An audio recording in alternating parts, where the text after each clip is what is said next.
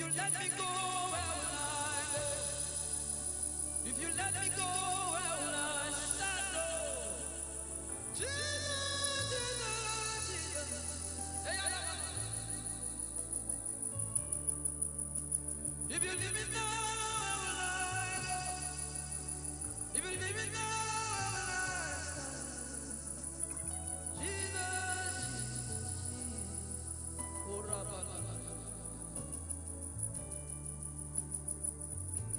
I am yours, Lord, from the beginning to the end. Oh, Jesus, Jesus, Jesus. I won't take you away from the equation. I won't take you away from my life. Oh, Jesus, Jesus, Jesus.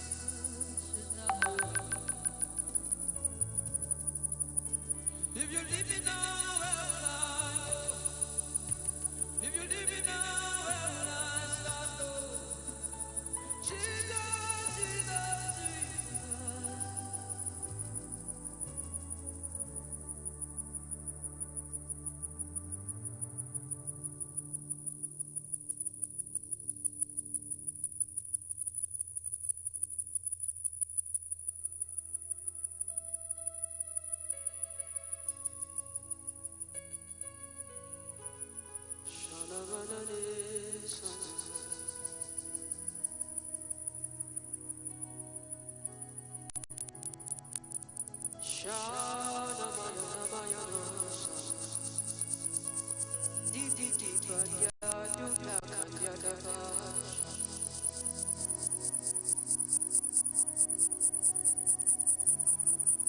I'll put you in front of my melody. You are all that matters. You are all that matters. I'll make room for two. You and I, you are all that matters. You are all that matters. Oh, eh, oh. You are all that matters. Oh, eh, oh. You are all that matters. Oh, eh, oh, eh. You are all that matters. Nanya Mansa.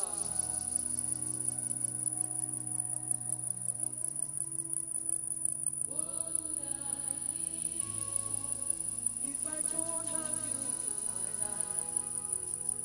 What would I be if you take the Holy Ghost? What would I become if I didn't see the light? What would I be said of me? Now I've come to realize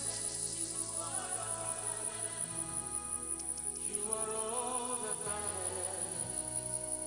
You are all that matters. Hey! I'll put you in front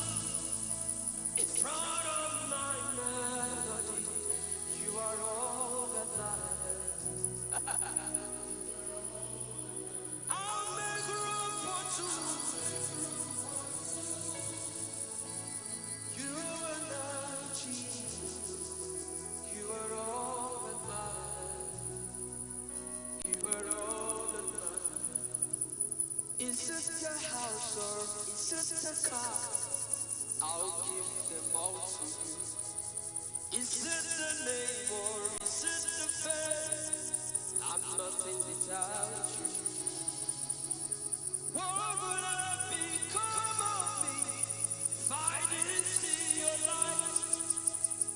What would have been said of me if you didn't hold my hand? Now I've come to realize that you are all I have. You are all that matters. I'll put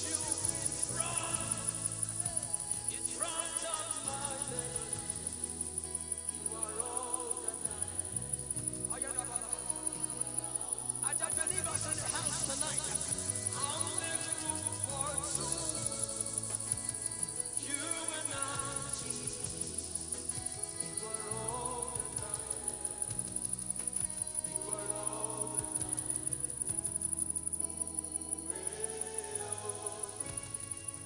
you are all that Jesus. I wish I could hear you sing it out. Oh, well, oh, well, oh,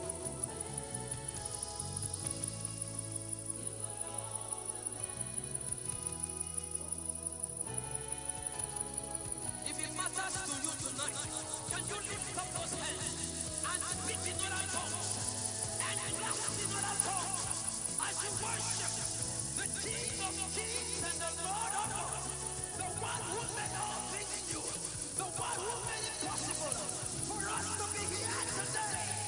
Jesus.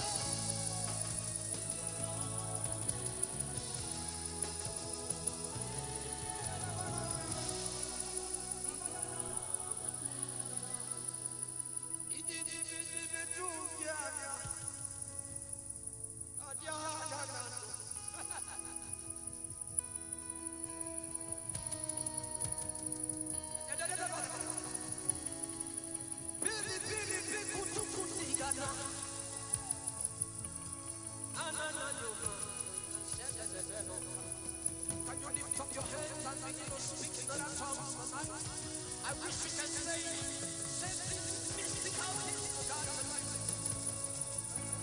Tell him that is all that matters to you. Tell him that silver or gold cannot take his place. Tell him sweet things tonight. I thank God for those who are worshiping. Open up your mouth to Jesus. Open up your mouth and lift up your voice. I want to hear people tonight.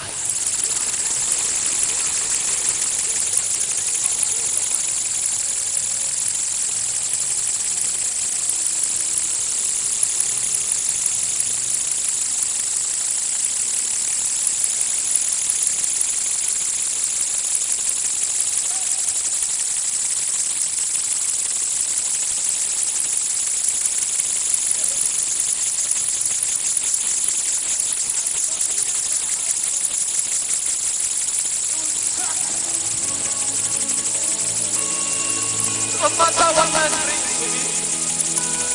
Oh,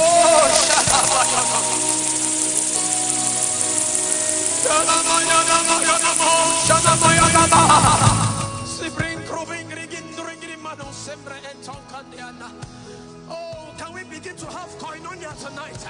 Can we begin to have koinonia tonight? Can I hear people tonight who want to speak mysteries?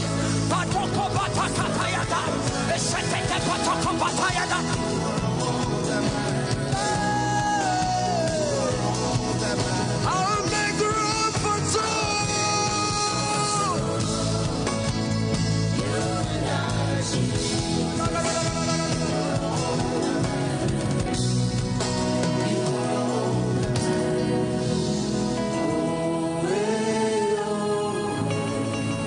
You are all that I lift up your hands to Jesus. The power of God is so heavy in this place. The spirit of the prophetic. Now begin to talk to God. Now begin to tell him what you need. Open up your mouth and let him fill you. Out of the belly, out of your belly shall flow rivers of living waters. Can you open up your mouth tonight?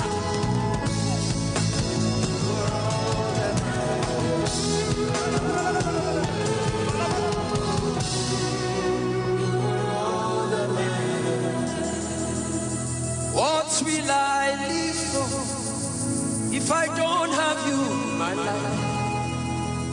What will I give if you take the Holy Ghost?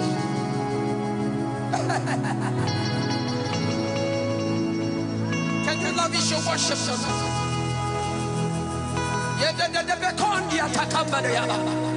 We didn't come to get familiar with Jesus. We came to love on him tonight.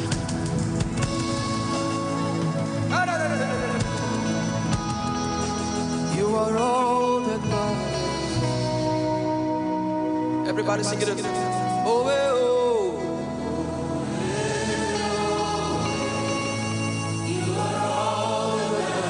Jesus. Holy Ghost. Sing it from your heart now. You are all. You are all. You are all. You are all. You are all. You are all. You are all. Chandanya jajejo. Tiki tiki pato popo tiki tiki pato koto tade. Beto kumenyanya na pata kumenendo. Shete kepetonga. Shete padoko. Epelondiva diva nama sitata. Hey, they will bring their houses. They will bring their money. I don't want. All I want is Jesus. All I want is the Holy Ghost. All I want is His kingdom. Be made manifest on the earth. Put you in front of my destiny. You are all that matters. Oh, I'll make room for two. You and I, Jesus. You are all. Hey. I'll put you in front of, hey, in front of my destiny. You are all that matters. I'll make room for two. You and I, Jesus. You are all.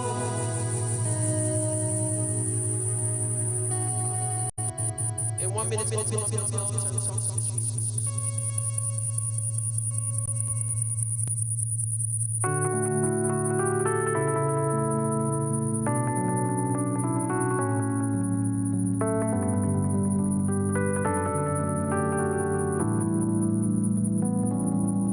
When we walk with the Lord in the light of His word, what a glory He sheds on our way. While we do His good will, He abides with us still, and with all who will trust and obey. Trust and obey.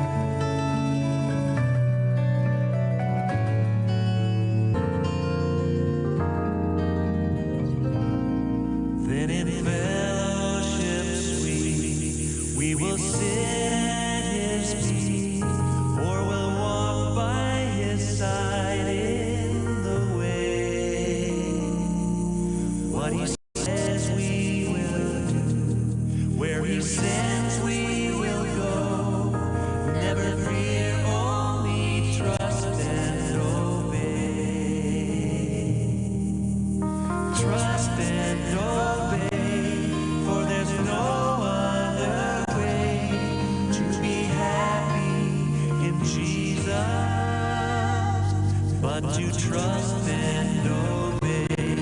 Oh, trust and obey, for there's no other way to be happy in Jesus, but to trust and obey. And 'tis so sweet to trust in Jesus, just to take him at his word, just to rest upon his promise, just to know thus saith the Lord. Jesus, Jesus, how I trust him, how I prove him o'er and o'er. Jesus, Jesus, precious Jesus, oh, for grace to trust him more. Lord, oh, for grace to trust you more.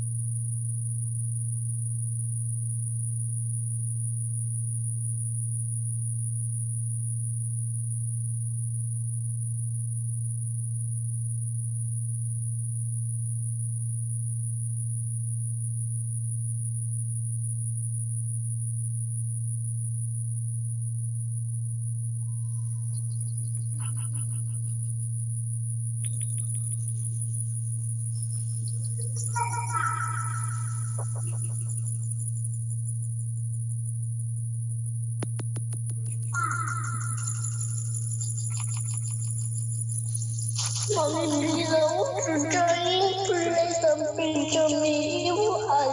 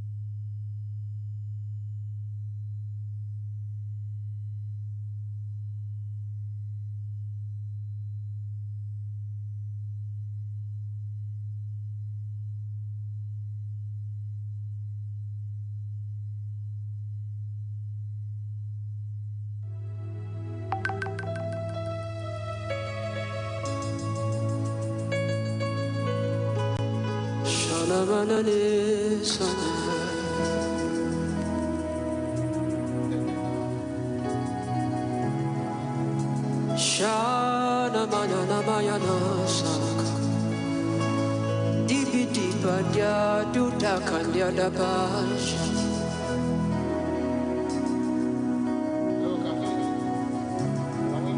I'll put you in front of my melody. You are all that matters. You are all that matters. I'll make room for two. You and I, Jesus. You are all that matters. Hello, good evening. Can everyone hear me? I'd like to hear it. Yes, we are hearing you, sir. All right. Sorry, I had to mute the FSM studio, but I'm going to unmute it now. I think music was coming and I was not sure whether everyone was kind of hearing. So let me unmute. So I'd like to begin by welcoming everyone. I actually think we should actually start by saying a word of thanks to the Lord for making this meeting possible this day. Scripture says that it's the day that the Lord has made, and we rejoice and be glad in it. So I'd like us to bow our heads in appreciation to the Lord and appreciate God for His goodness, His mercies, and His compassion. And let's stand in the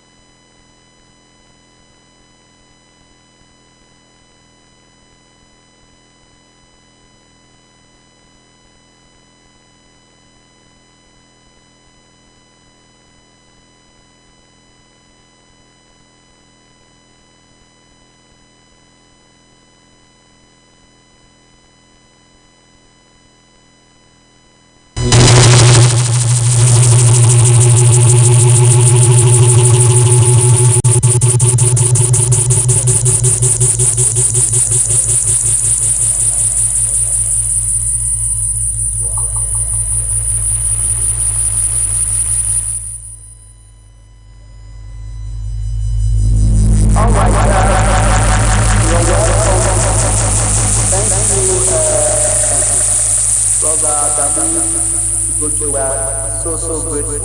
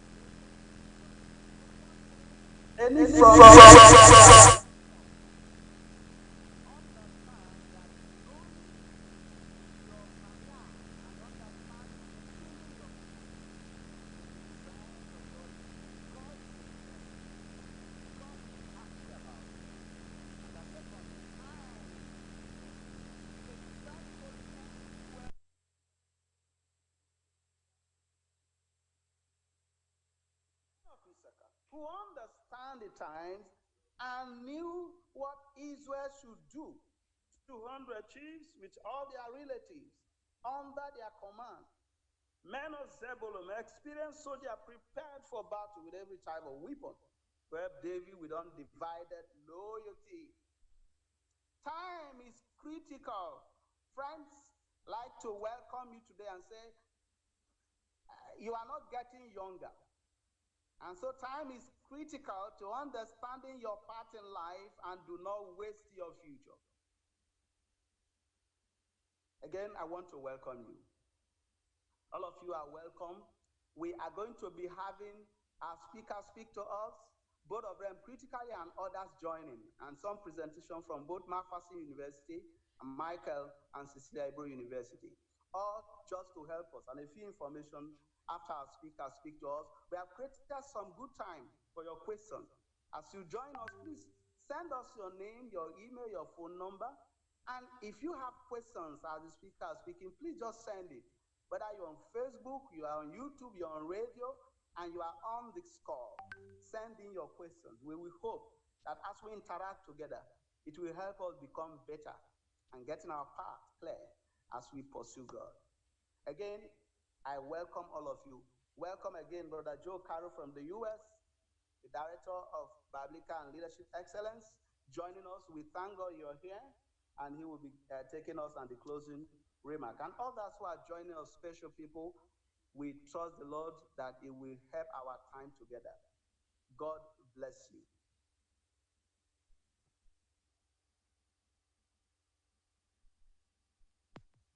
Thank you very much, Bro Kingsley, for Lise, for those remarks.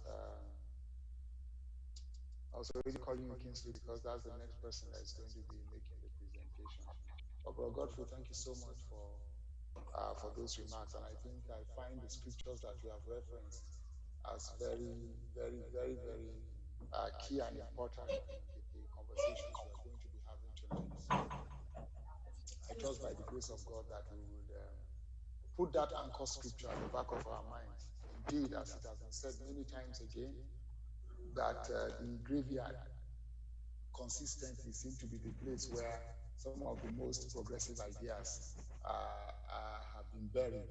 But by the grace of God, we are not in the graveyard. We are alive. We are well. So we do have opportunity to ensure that the gifts, the giftings, and all of the graces that God has given to us is not going to be wasted.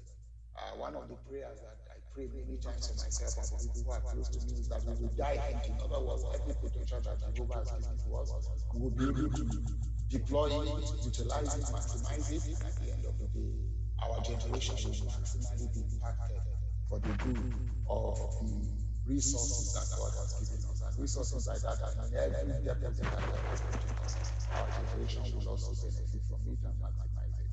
So without taking too much of your time, I see that my brother Kingsley is ready, and I'm going to turn over the conversation to Brother Kingsley. I quite frankly would love to call your son in, but just like my it's difficult to call. I will not struggle to do that. So I'll allow you to please introduce yourself, and then you can actually call your name, your full names, and then I'm sure you can pick it up from there. But Kingsley, please. God bless you. Okay, thank you very much. Can you guys hear me? Can you hear me? Yes, I can hear you because I feel what you feel when you are talking and nobody's responding. Okay, so let me first of all just thank everyone for joining. Let me thank Pastor Olise, who like as well, many of you would not know, but was one of the persons that helped me walk a path of faith when I was an undergraduate at the University of Benin. So I owe a lot to him as someone I look up to a lot. Who helped me walk the Christian faith. As an undergrad at the University of Benin many years ago. So Pastor Lee said, thank you again, and I appreciate all your positive influence in my life. And I would like to make this presentation. So, is it possible to let me share my screen? So I believe to be easier when I share my screen, the presentation. Yeah. So if it's possible to just enable. Okay, I'm co-host, right? So I can share my screen. Okay. So I'd like to share my screen and. Okay. Choice development and study abroad opportunities. And I'll just divide this talk into two parts. The first part will be I do neuroscience research, and I mentor folks also. So I'm heavily into research. I don't do teaching. My core area is neuroscience research, and my research field is in medical genetics. And basically, what I do is involved in drug development projects, looking for new therapies, new effective therapies to treat epilepsies, different forms of epilepsies. But that's not the purpose of our conversation today. So today we're looking at career choice development and study abroad opportunities. And where I'll be focusing a lot on will be on the study abroad opportunities, but I'll just start from the career choice and development. So left is the Calgary downtown, and then the next picture, my arrow is pointing to is the University of Calgary, where I research, where I do my work, and then this building is where actually my lab. For this presentation, first is to understand the current new perspectives of career from a global viewpoint, and also to know what to look at for when making career choice. Kids, you can help them guide your kids. You can help guide your kids when they are making career choices also. And again, indicators of a good career choice, signs that you're the wrong career path, why career development is important, and then key components how to be competitive for opportunities, 7 steps to achieve your study abroad dreams, and one important rule to remember. So I'll just start.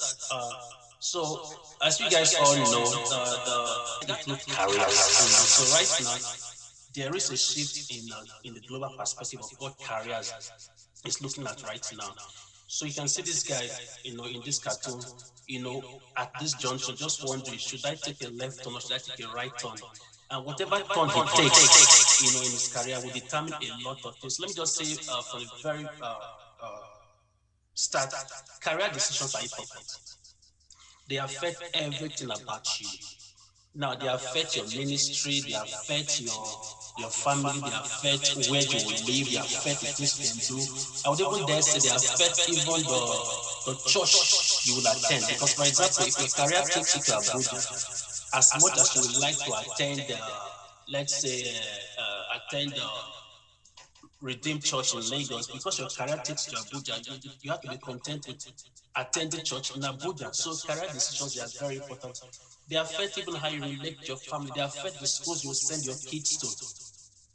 They affect a lot of things. So they are very important decisions that we take.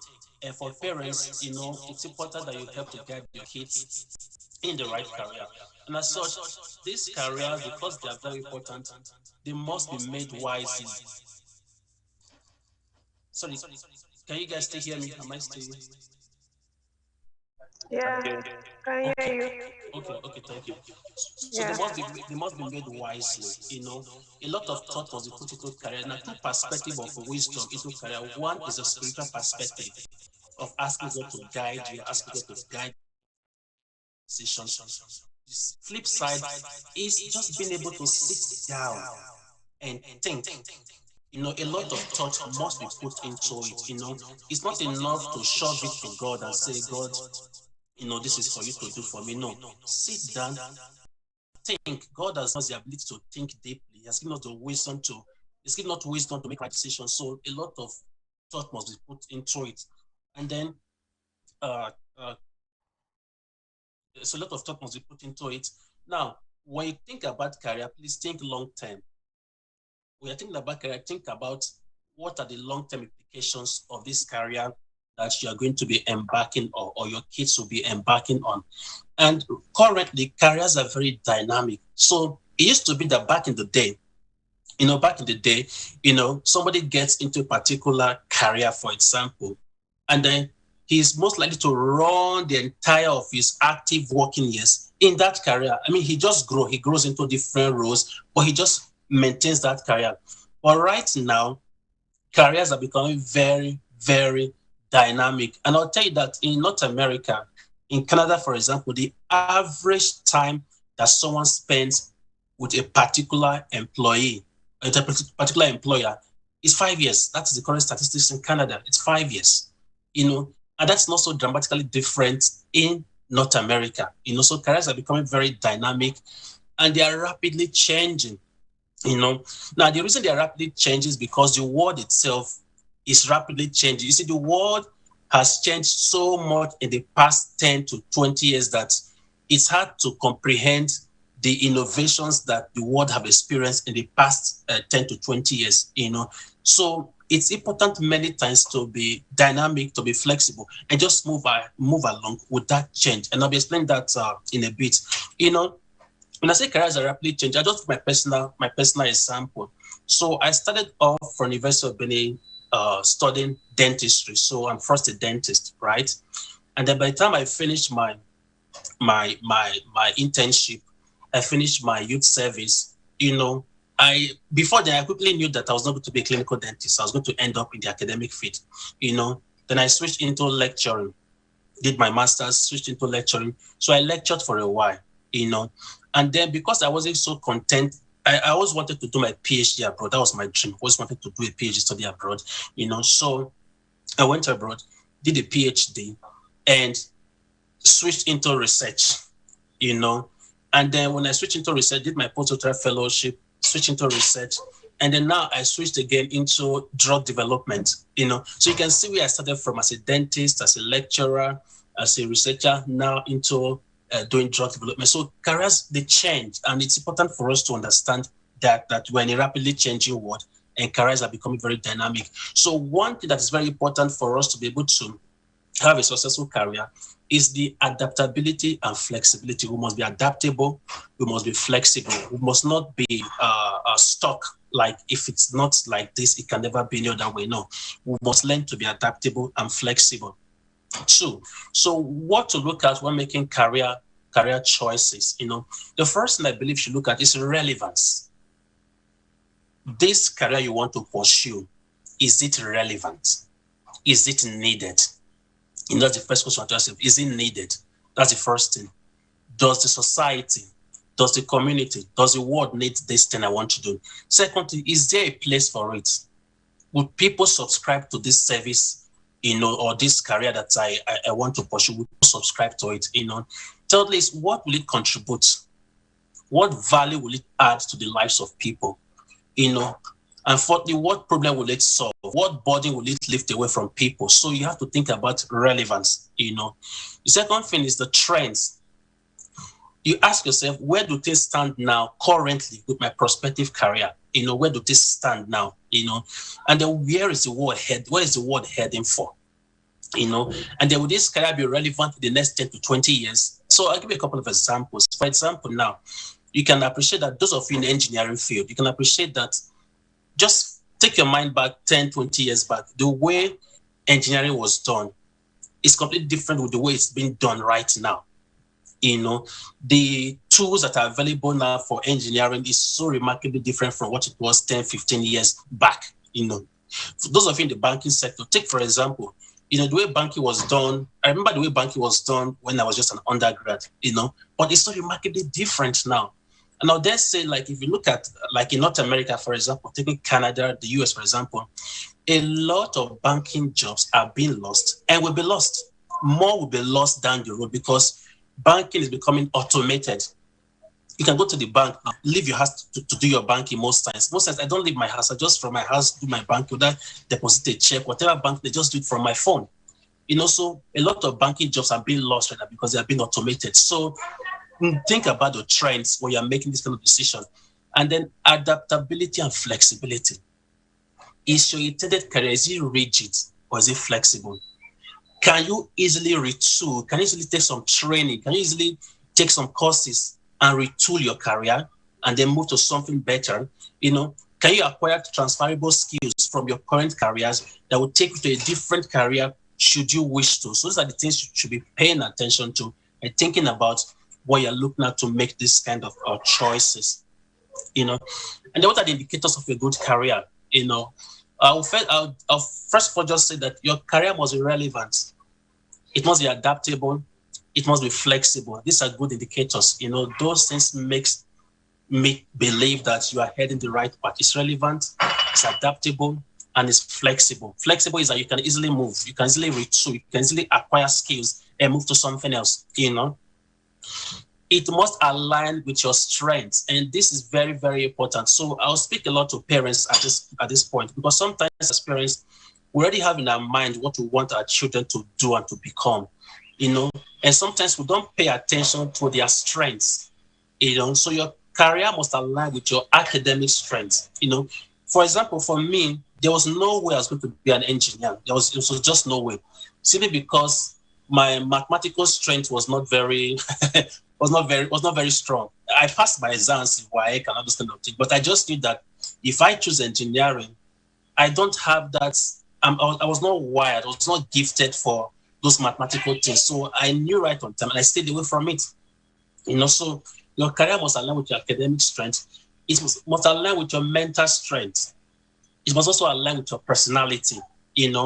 Because some of us, we're all wired different ways. God has wired us different ways. Some of us are extroverts, some of us are introverts. Some of us like people-facing jobs where you talk to people, interact with people. Some of us like to just work on the computer and have minimal interactions with people. So we all have different personalities. So your career must align with your personality in order to avoid frustration. And finally, I'll just say that there must be prospect for growth and development in your career. As you enter the career, you must see clearly a pathway for growth and development. Now, it may not be so detailed, but you must begin to chart a pathway for your personal growth and career development. This is just a screenshot looking at all the things that a career entails. With a career, you have to persevere, you have to persevere, you have to have vision, you have to have goals.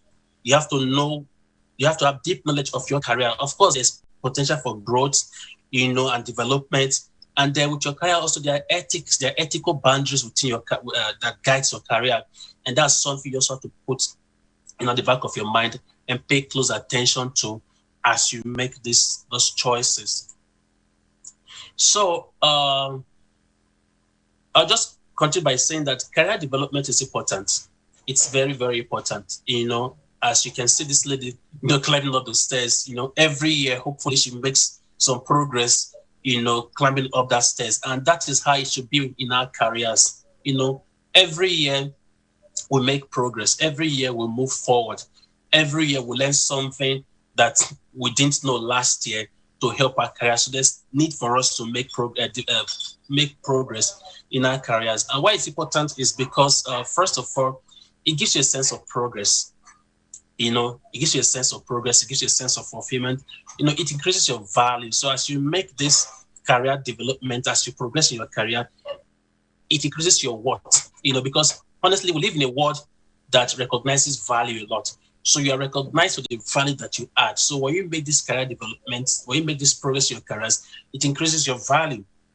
It also improves your overall mental health. Believe it or not, one of the places where people suffer a lot of frustration and thus put a lot of pressure on their mental health is in their careers.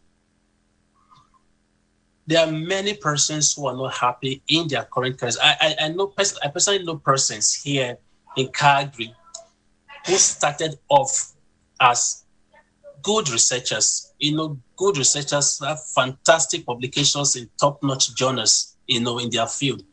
But because they were stalled and they didn't make much progress, they became very frustrated and they quit science completely altogether. One of them was my very good friend, quit science completely, just left science, don't want to have anything to do with science anymore because he became so frustrated with not making this progress, this development, that he just quit altogether. So when you make career development, it improves your overall mental health, which is very, very important. And of course, it also keeps you in sync with current career trends. Things keeps changing. How your job is done keeps changing. As you make this development, it keeps you in sync with current trends. And it also makes it easy for you to switch career if necessary. You can easily move from one career to another if necessary. And that is just a career development mode that I put up, from the Career Pro Canada website. And you can see that first on the top left is you need to create your future. So your personal career branding, your job set documents, you create your future, and then your value. Because for you to grow in your career, you need to know the values you bring. Your values, your interests, your strengths, your personality, your ambition, what your goal is, and then you plan your actions, your decision-making actions, your goal setting, you prioritize tasks, because when you're in a career, not everything will be important, not everything will be necessary, so you prioritize the things you do, and then you have your action planning, and then of course you test the realities of these things that you've done. And then again, you explore your options, So I'm always a big fan of having options. When it comes to many things, I'm always a big fan. I always tell myself, look, have options. Don't be stuck in one place. Have options. So know where the industry is trending towards, for example. Know what is required to move to the next level. Know what is required to move to the next career. Know the occupational research. Know the educational paths. Know the work environment. Know what career options are available to you. It's going to help you a lot, to grow in your career and to become that person really that God intends you to be, because God wants you to be the best in what you do. God has created us. The God who created us, our Father, is the best in all things. And I believe that we have that genetic, that heavenly DNA from God. He wants us to be the best in what we do. So God wants to be the best, and in being the best, you have to grow, you have to develop. And now that's just the first part of the career development thing that I want to talk about. And I'll spend the remaining part of my time talking about opportunities as regards studying abroad and things like that. So I'll just say right off that opportunities abound. That's the first thing I'll say. So this guy is looking for opportunities. You can see him holding his binoculars, looking for opportunities.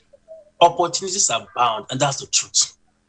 And I'll share my personal stories. Opportunities abound. There are opportunities everywhere. The big thing is that you just need to look in the right places. You just need to look for that opportunities in the right places. I'll dare say about, I'll dare use this analogy first, a spiritual analogy. You remember when Hagar, when she left Abraham's house, and then took Ishmael, and then they were in the desert, and then it came to a point where they became thirsty. They were very thirsty, no water, and she was even thinking, oh, this son is going to die. I don't want to see him die. And then she walked away to a different place, no water, until God had mercy on her. An angel of the Lord opened her eyes, and beside there was a well of water. So it would have been possible that she and her son could have died there, and right beside there is a well of water. And I see that sometimes people experience this kind of things also, where they're just opportunities beside them, but they can't see it. And sometimes it takes God to open your eyes. Sometimes it takes a kind friend, a kind spouse, a kind, person to just nudge you towards that opportunity, because they are bound, they're everywhere. And I believe that for God's children, God guides us. He leads us, he orders our steps, he opens our eyes to see the opportunities that are just right beside us. And let me just say very clearly, the best place to start looking for opportunities is from where you are to where you want to be. Is the best place to start looking for opportunities. Sometimes we think the opportunities are in some distance far away. No, but you start from where you are to where you want to be. Now there are some tools that can help us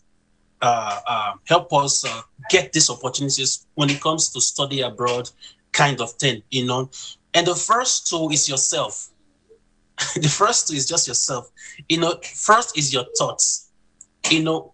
What you think about yourself matters a lot, and God has given us not the spirit of fear, but of love, of boldness, and of a sound mind. So you have a sound mind. So think well about yourself. Have good thoughts about yourself. See yourself as somebody who is working in God's path, in God's purpose, and going to achieve the big picture that God has for him or her. Secondly is your confidence. Be confident. Don't look down on yourself. Be confident. Be confident such that you can reach out to somebody, which I'm talking about, over the internet and say, look, I can see you are doing X, Y, Z, and I'm interested. And I believe that I can fit into what you are. Be confident because you can do this.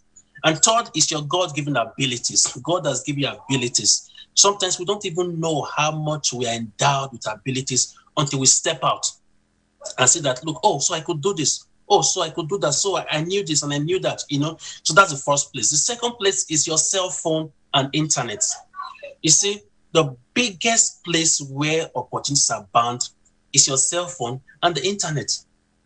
What you do with your cell phone, what you do on the internet matters a lot, because from there you can search for opportunities. You can search for a whole lot of opportunities. My first breakthrough I got when it came to, so then that was many years ago. Then I was lecturing at the University of Benin. I was a junior lecturer there.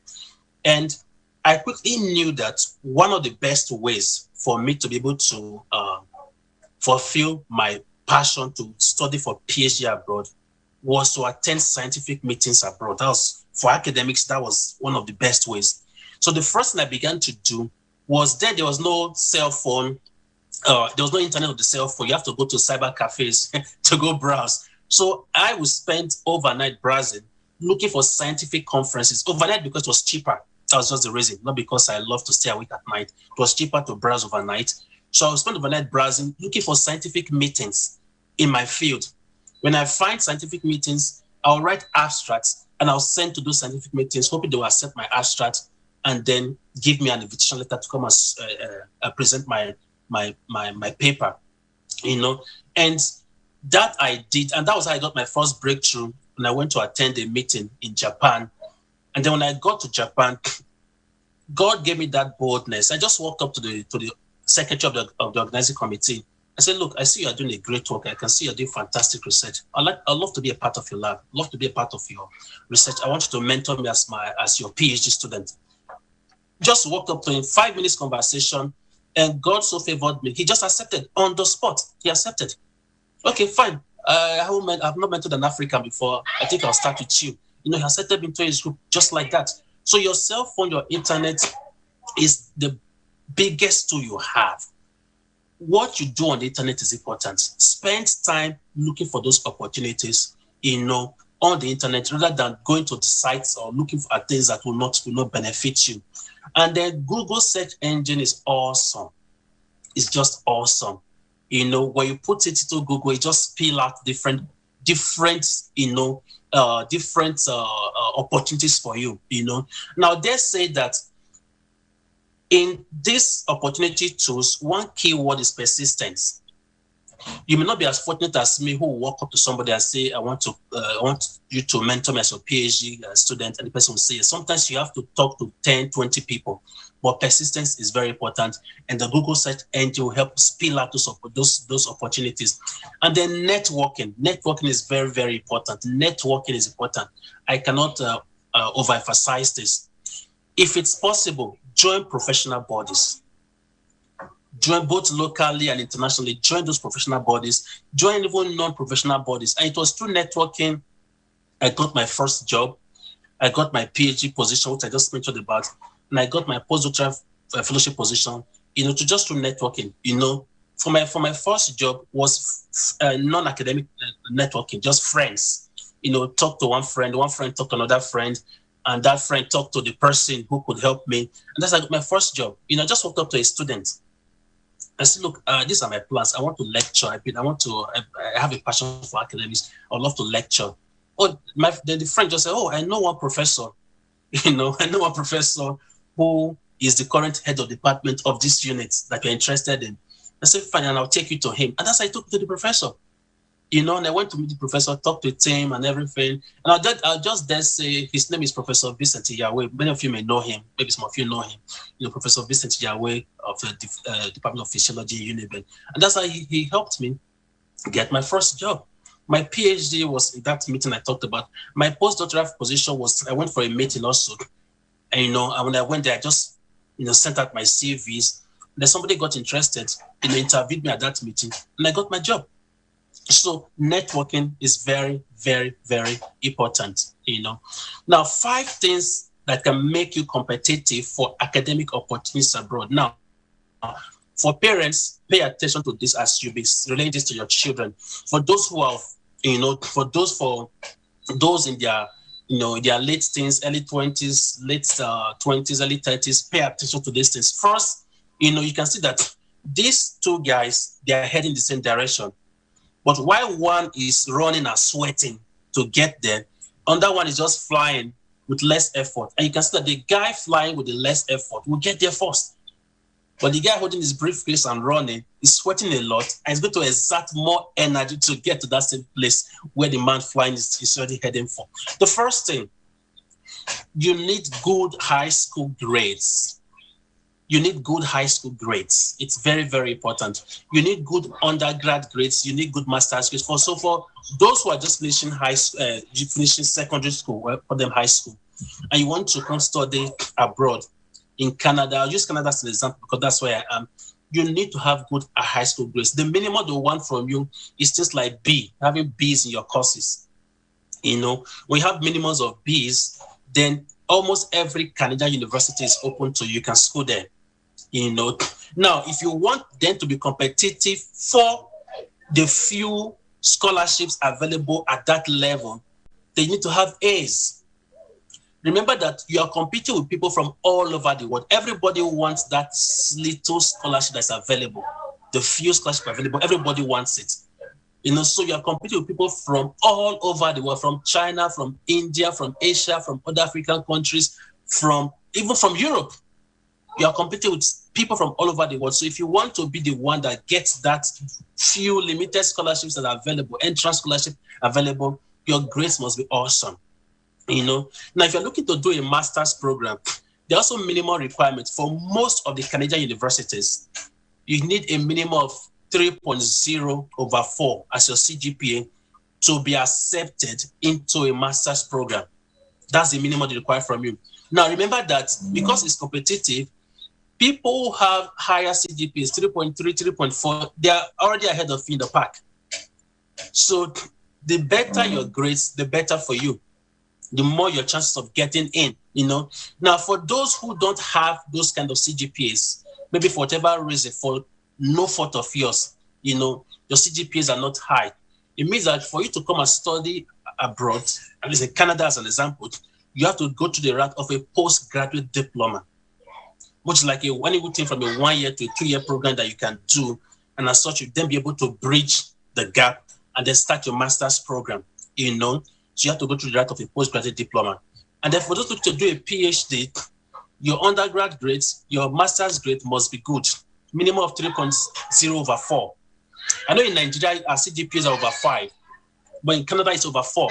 So the minimum you need is a CGPA of 3.0 over 4. You know, let me just quickly say this so that you understand. Now, for those in the STEM field, science, technology, engineering, medical sciences field, most times for you to get accepted for a master's program in the university, you need to reach out to a supervisor, because many of these positions for this kind of master's program in the STEM field, science, technology, engineering, medical sciences, biological sciences, they are supervisor availability based, which means that a supervisor must be willing to accept you into their research group for the school to then be willing to give you the admission. And for those ones, you need to be able to write a very well-structured email, put your CV in a well-structured format, and reach out to those persons. And I'll talk a bit about that if time permits, you know. So you need excellently written non-academic documents. And I'll dare say that sometimes your non-academic documents, like your CVs, your statement of purpose, your motivation letter, your scholarship essays, your emails to supervisors, they weigh as much as your academic grades. They weigh as much as your academic grades. And over the years, I've reviewed a lot of CVs, and sometimes some are well written, some are not well written, some are eye catching, some are not eye catching. You just need to have excellently written non-academic documents, just to make sure that you are this guy here who is flying, rather than the guy running and struggling. Then also, especially for those currently in secondary school, in high school, maybe you're in SS2, SS3, or what you call grade 11, grade 12, or you're an undergrad. Please, if you can show leadership capabilities, it's very, very important. It's something that will put you ahead of the pack. Your ability to show leadership capabilities with examples, And then, of course, volunteer activities. North America is like a volunteer environment. People volunteer a lot. I volunteer. You do things really just to benefit the society, to benefit somebody else. So volunteer activities are very, very important. It could be in your school. It could be in your environment, your community. Like a group of you can just band up and help clean your environment. It could be like, visit to the orphanage, visit to the hospitals.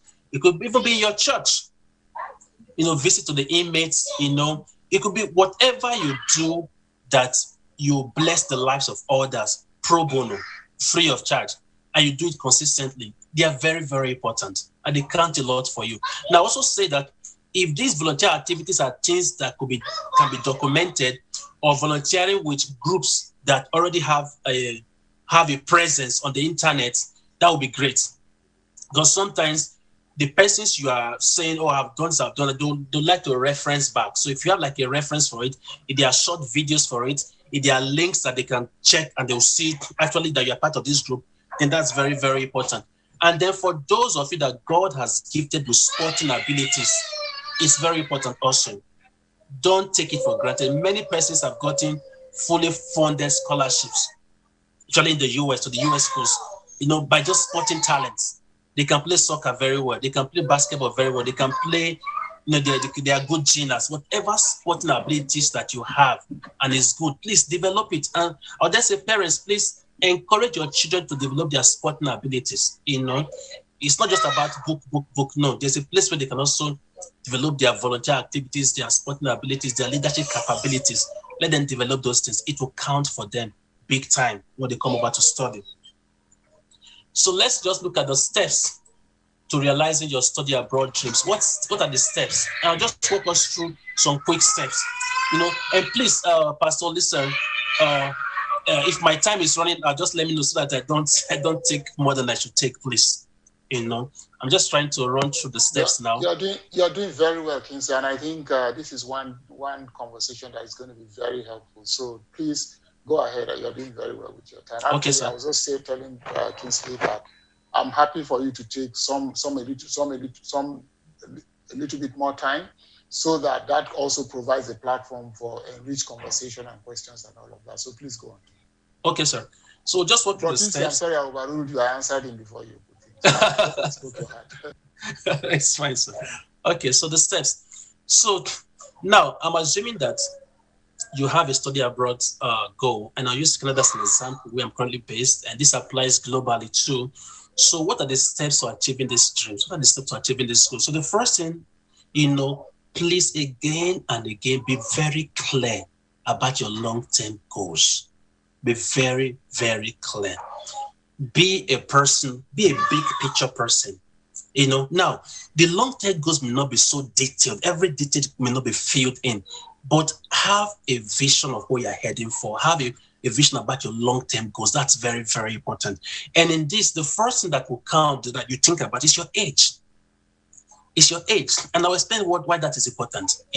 Your age, because, take for example, in Canada, undergrad studies are typically 4 years. Master's programs are typically anywhere from 1 to 2 years. PhDs are anywhere from 4 to 6 years.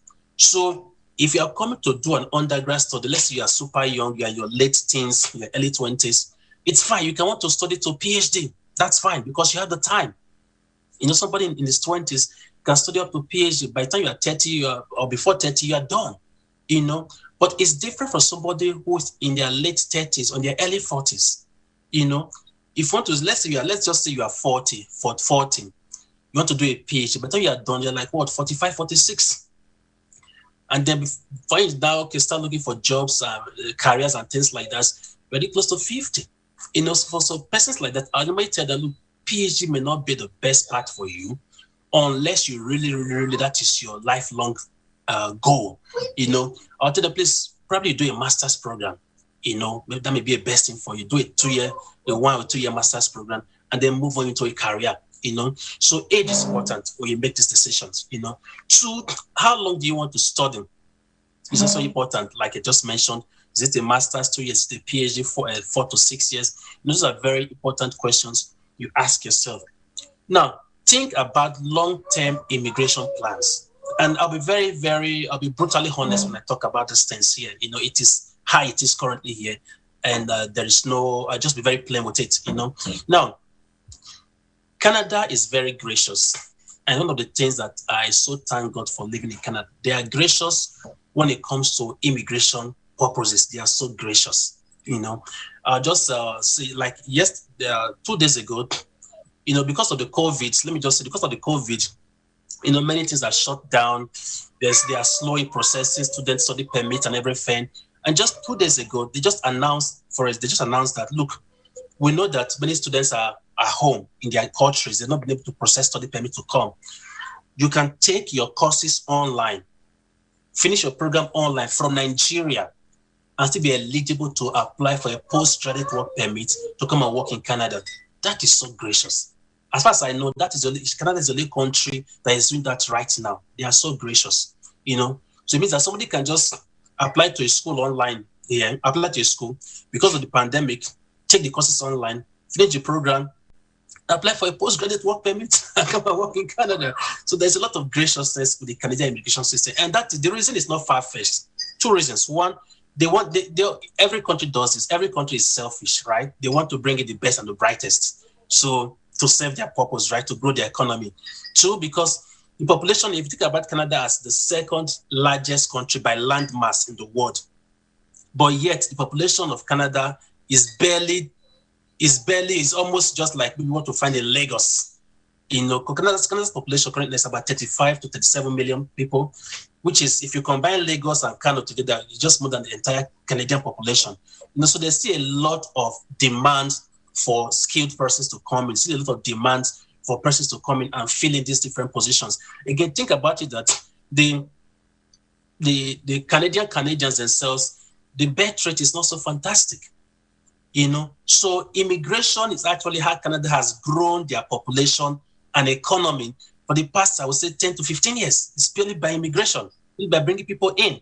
And foreign students are a big chunk of this whole process. So think about your long-term immigration plans. Do you want to finish your study and there's an excellent job waiting for you in Nigeria and you want to go back to Nigeria? Do you want to finish your study and take root in Canada? What are your long-term plans? Think about it very clearly, as one of the first steps. Because in Canada, when you finish your study here, there's what they call postgraduate work permit. You're given a postgraduate work permit. And the postgraduate work permit tallies with how long you study. So if you do a 1-year program, they'll give you a 1-year postgraduate work permit. If you do a 2-year program, they'll give you a 3 years postgraduate work permit. Now, the essence of that is that when you finish your program, you have a work permit to work. When you work for 1 year, you can then apply for permanent residency. And there are technicalities to that, which is not the focus of this study today and probably of this presentation today. Probably we can have time to talk about that some other time, or maybe the question and answer session, I can take questions on that, And then when you work for 1 year, you can apply for permanent residency under the Canadian Experience class. It's a point-based system. Now, just that, Saturday, the the Canadian immigration gave out over 27,000 invitation for people with Canadian Experience class to apply for permanent residency. 27,000 were invited to apply for permanent residency just yesterday here. And it was so mind-blowing that the score they use, no, we've never heard about that kind of score before. 75 was the score they used. 75 was the score. So you may not understand the comprehensive ranking system, but the way it works is that your age gives you points, your education gives you points, your work experience gives you points, and your English language proficiency gives you points. And with 75, it just means that it's literally like nothing, because normally the scores normally use are like 300, 400 kind of thing. And they just came down to 75, packed everybody in the pool and said, come and apply to be Canadian permanent resident. So think about your long-term immigration plans. What career path do you envision? Will your prospective career still be relevant 10 years from now? If you're thinking about going into banking, into accounting, banking is going to be automated down the road. It's already automated now and will become further automated down the road. Will you still have a banking career in 10 years? Unless you want to switch to some other aspect of banking within the Canadian system, within the North American system, you may not have a career. So think about your career path and its relevance 10, 20 years down the road. That's the first thing. The second thing, research the country and city that matches your long-term plans. Now you have a long-term plan, you have a blueprint that you're going to run with. Which country matches this long-term plan? It's very important. It's very, very important. Which city matches your long-term plan? For example, for me, I did my PhD in Japan, right? I schooled in Japan, did my PhD in Japan, but I quickly knew that Japan will not accommodate my long-term plan. It will not. I quickly knew that. So right from the word go, I knew as I finished my PhD, I was going to leave Japan. Now, Japan is an awesome place, a beautiful place. The people, they are kind. I always say that if not for my long-term plans, that was the best place to live in. For me, it was the best place to live in the world. Kind people, nice people, beautiful people, welcoming people, always ready to help you, but it just didn't match where I was going to. It just didn't match my long-term plans. It didn't match the plans I had for my kids. It did, so I had to leave, And then when I left Japan, I first got a position in Singapore. Singapore is English speaking and everything, But I also really realized that what I want to do and become, where I was heading for, I can't achieve that in Singapore. So I had to leave, So research the country that matches your long-term plan. For us, Canada matches our long-term plan. It matches my long-term career plans. It matches my long-term family plans, it accommodates my family and all the plans we have. So for me, Canada became the place where we as a family had to settle in because it matches our long-term plans. And it also matches the things we believe that God will use us to do in the lives of other people. It matches that also. So we made that choice. So research the country. You want to go to the States. Does it match your long-term plan? You want to go to Canada. Does it match your long-term plan? Now, if you zero down to a country, which city? Because cities differ it just differs. Like in Canada, it's provinces, right? I'm in the province of Alberta. Alberta provinces differ from Quebec. The people, the lifestyle, the way things are done, the policies, they are different. So which city, which country, then which city matches your long-term plan is the first you think about under step 2. Now we talk about city and country. What is the ease of studying? The language. I schooled in Japan, where Japan is a very homogeneous society, right? They speak their Japanese language. And for me, who was not so gifted in learning, learning the language, on the streets, talking to people and everything, I just had to manage to get by, learn enough to get by. I was so fortunate that my studies was in English. I would have struggled if it was in the Japanese language. So the language, the culture, the people, are they welcoming? Do they like you coming from outside? The weather, is it too hot? Is it too cold? Although I know that weather will not discourage anybody from coming to Canada. I mean, I've been here for almost like a decade, and the weather I've not been perturbed by the weather one bit. When it's cold, I put on layers. When it's warm, I take my layers off. Stable government policies is important. The food is important. The safety, of course, with food, with this day and age, you can ship food from Nigeria to wherever you are. So that's okay. The safety, how safe is the place? So that is the first thing that you probably will be thinking about. Sorry, my screen just sorry, my screen just became zoomed. But we can see it though. We can see you still have ease of study, language, culture, people, and all of that. It's still showing. I just lost my screen. Sorry, I just lost my screen. Sorry. Okay. Just give me a sec. Sorry. Okay. So while our brother is doing that, can I encourage, if you have questions, it's time to actually begin to try and put it on the chat. So I just lost my screen. So that when he's done with the presentation, we can then begin to take the questions. So let's begin to write out the questions in the chat, so that once he's done with the question, we can. Great. So we can then be able to just get on with the conversation in answering the question. Let me just see. Let me see here.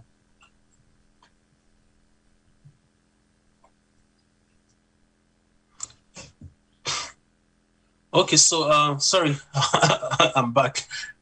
Ease of study, right? And then sorry.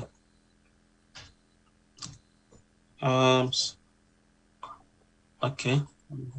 We hope I have it now. So just give me a sec. I touched something I should not have touched.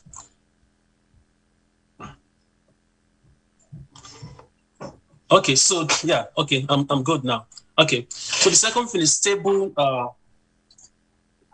immigration policies, like I mentioned. So you can see that if you see what happened in the US just a short while ago, it got many international students very troubled, and they had to leave. When they had to leave the US, because of the policies and everything, and then a lot of them came to Canada and things like that. So stable immigration policies, past and current, is something you should also think about.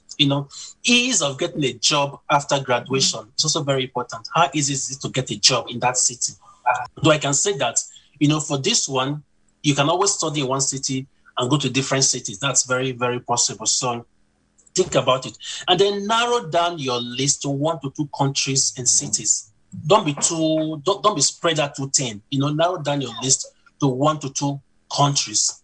Now, when you've done that, step 3, research the schools. So in that country, in that city, there are schools you're interested in. Research the school. Do a quick Google search of schools in that city that have the courses or the specific discipline, or even a variant of the discipline you're interested in. Just do a quick Google search, and you see that a lot of schools will pop up. And then we have done that quick Google search. Now, in each of those schools, then narrow down your search again to 2 to 3, so that you're not spread out too thin. And then what particular program suits your strengths? Because again, when it comes to study, it's about strengths. What you are wired for, it's about strength. Do a honest assessment of your strengths and your weaknesses. Write them down. And then ask others to also assess you, your close friend, your spouse, ask them to also assess you, because it becomes important, because when you come here to study as a way to take roots here, the way we think about a 3 credit course in Nigeria, for example, is very different the way it's thought about here. More times it's more elaborate, it's more detailed, it's more all encompassing. You have more work to do. So do an analysis of your strengths and just know which programs suit your strength. Then when you know these programs that you're interested in, know the deadline dates for submission of respective applications. Before so you know the deadline dates and ask yourself this simple question: do I have enough time to apply for this program in this particular school? Do I have enough time? Enough time means that do you have your transcripts ready? Do you have your CV properly written? Do you have your statement of purpose, what they call SOPs? Do you have whatever documents that are needed to make an application to this school? Do you have them? Do you have enough time to put together your strongest application? Do you have enough time to put your best foot forward? So know the deadline. If you have enough time, that's good. If you don't have enough time, then probably should be thinking about, for example, if you're thinking of applying to a school and you want to resume by September of this year, but you don't have enough time to meet the deadline day of March 1st, then be aiming for January of next year with a deadline date of August 1st. So make sure you have enough time. And let me just say that as I continue this thing, again, I use Canada as an example again and again. Canada is a melting pot. And I mean a melting pot, you meet people from all walks of life. The chances that you meet somebody from your country, from your city, from your university that speaks the same language as you, the chance that you meet a classmate here is very, very high. When I first came, I was like, I don't know anybody here. I just came to Calgary. I don't know anybody. It's a funny story. But by the time we went to church, my family and I went to church. As we got to the church, I saw an African family. I told my wife, I nudged her. There's an African family in church. By the time we finished, walked up to them, I discovered that we're schoolmates in Uniben. We're just schoolmates. And I discovered it was somebody I even knew from Uniben that had no clue was living here. And then by the time we got talking, oh, do you know that this person is here? Oh, this other classmate is here. That your friend is here. So that there was just a host of them in Calgary that I had no clue about. So that's one beauty about Canada. Too, Canada gives you opportunities. As long as you are willing, you are capable, you are willing to work hard, work smart, there are opportunities for you. And I believe that God will be sending some of you here to come and harness those opportunities and also move the gospel forward in Nigeria and also move the gospel forward in Canada. Because I see a lot of Nigerians come here and they're just helping to spread the gospel. They're just helping to just take Christianity to the Canadians themselves. So it's something that I believe that it's one of the strategies that God is using to advance his purpose in this land and also in Nigeria. So there are a lot of opportunities here, just to quickly point that out. Then after that, you want to know the cost of living in that city. You want to know the admission requirement. What do you need to have to be able to make a successful application? You want to know the acceptance rates. You want to know if this school, if they're international students friendly. There are some schools in Canada that are very friendly to international students. They are very, very friendly. You want to know what are the internal funding sources, scholarships, fundings, bursaries.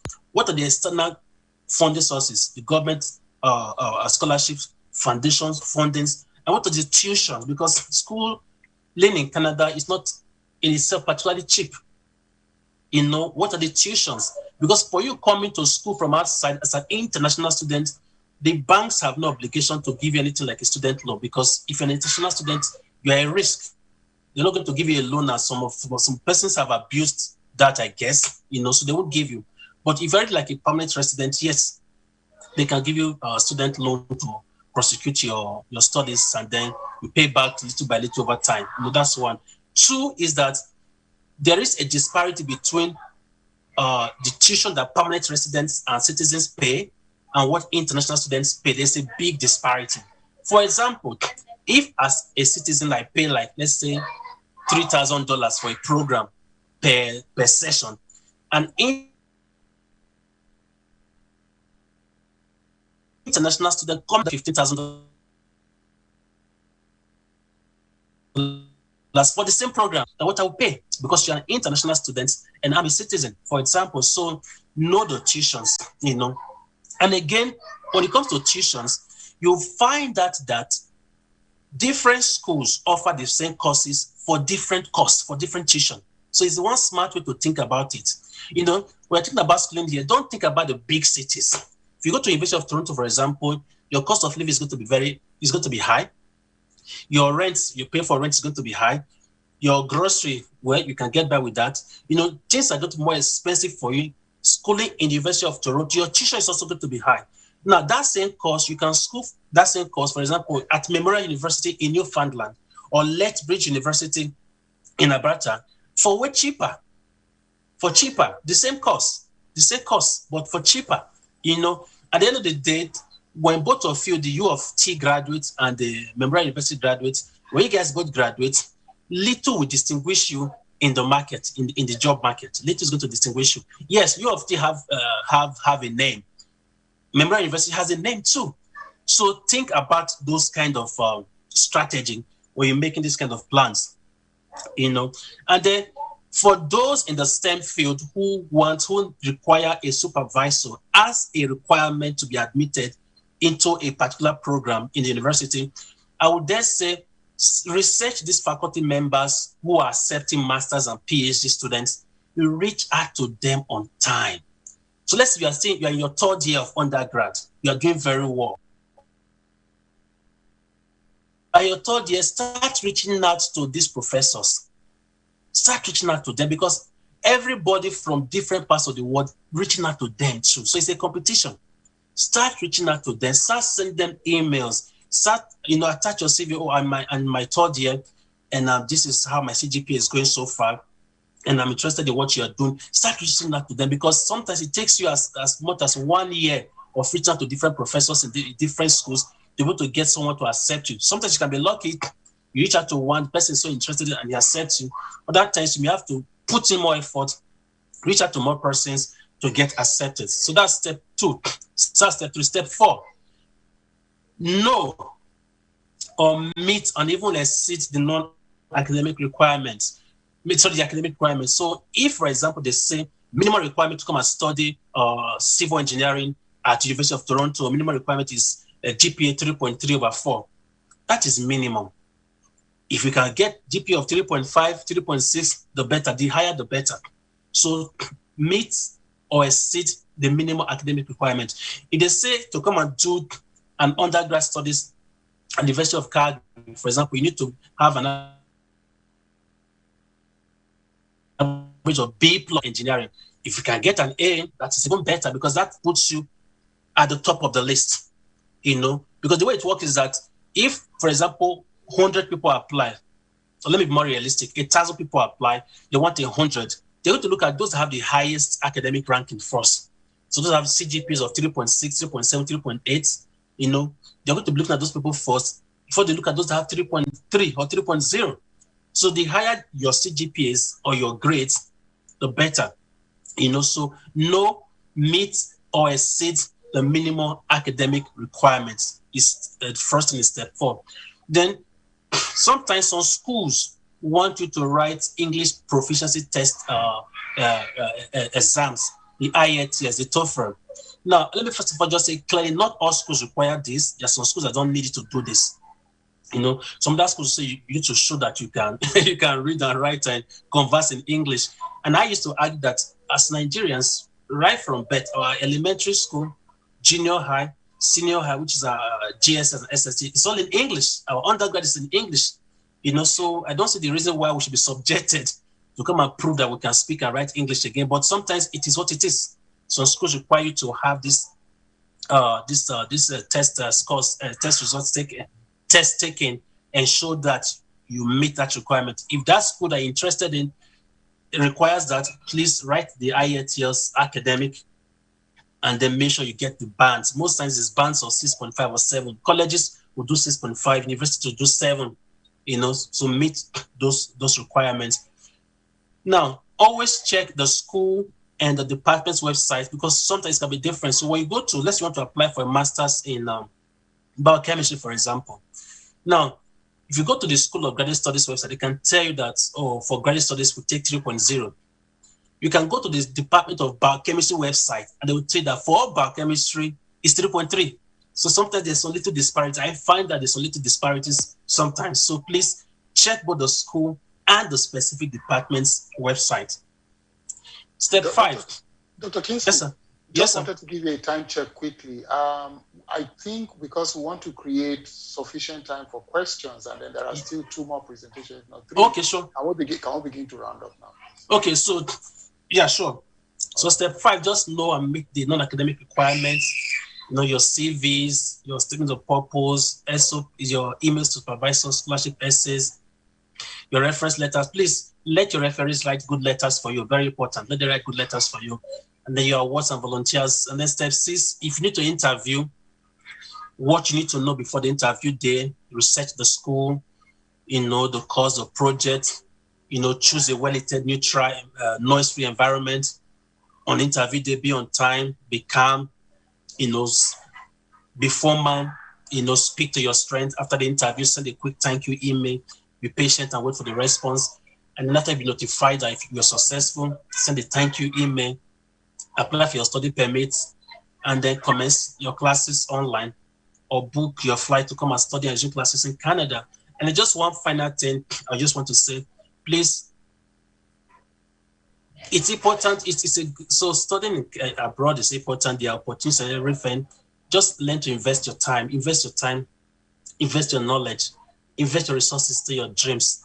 It's always worth studying. I would dare say that you reap thousands of folds what you invest into your study abroad or study in Canada opportunities. And I'll just stop at this point and you can take questions. I just say that I do a lot of resources. I have a lot of resources online, straight on Instagram. So if you are interested, you can follow me on Instagram, and there's a lot of resources I normally put out on Instagram. Thank you very much, and I'll stop here. Thank you. Thank you so much. Actually, as we do it in Nigeria, I feel like actually clapping. So permit me if I do that. I think that I've been tremendously blessed by what you have shared. And actually, I wanted to ask if this is being recorded and if this presentation is on whether it's PowerPoint or whatever, if you can also be gracious to share it with Brother Lisa, who can then be able to allow us to access it, please, because that's going to be very useful. And I also just Brother Lisa that if it is okay, this is something that you could also have on your website, because I imagine that people will be coming from time to time to look at this, and this is certainly one resource that will be very helpful. So I will personally take your email address, and then I hope I can actually keep in touch with you, and I'm sure that I'll be asking a couple of questions personally. Thank you so much, Dr. Kingsley. Okay, so while you were talking, a couple of questions began to come in, but I guess my struggle is with time. So if you don't mind, I think Dr. Kingsley has done an excellent job in talking about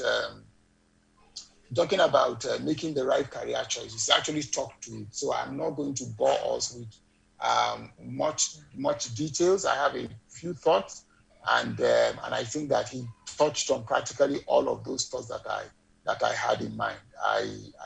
One of the things I wanted to basically spend some time to talk about is, understanding that career must be about meeting the needs of people. And I think you talked about it fundamentally in the course of your presentation. Career should be fundamentally focused on helping humanity. It must be based on the need that exists to serve humanity. The focus must be on service and not money. How can I make life better for people? How can I serve and I make a difference? But I think, Dr. Kingsley talked about that extensively. So I would not touch on that. I'm happy to talk a little bit more on that if there are any questions that come to Kingsley and perhaps even to myself. I'm going to take on the next 2 presentations very quickly. And the presentations are going to be made by people who I understand are already part of the discussion. The first presentation we're going to be making will be by Mrs. Tokumbo Kehinde, who is a registrar of McPherson University. And I believe that this is a university that is owned by Foursquare Church. And then the second presentation will be by Mrs. Opatayo Kike. She's the admission officer of Michael and Cecilia Ibu University. So I think we're going to start with Mrs. Tokumbo Kehinde and the registrar of McPherson University. And I'm told that our studio will play a little bit of advert that gives us a background about who they are and what their institutions represent. And then we'll take the presentations almost immediately. So studio, if you are ready, please, let's have the background. And then Mrs. Tokumbo Kehinde, you are welcome. We're very delighted to have you this evening. We're looking forward to sharing thoughts, perspective, insight, excellent experiences that people are having out of McPherson University. The studio, please. Thank you. Good evening, everybody. Good evening. Can you all hear me? Yeah, we can hear you. Yeah. Okay. I can hear you. I'll just give some. Hello, ma'am. Hello. At the studio, we play the McPherson first before you come on. Okay. That'll be fine. Yeah. Thank you.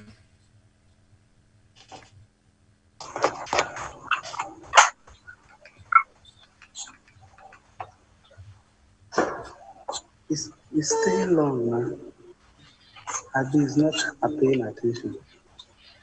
Okay. Why are you not? You are co-host now. But we made you. If you had a challenge, unless you cut off, we made you come.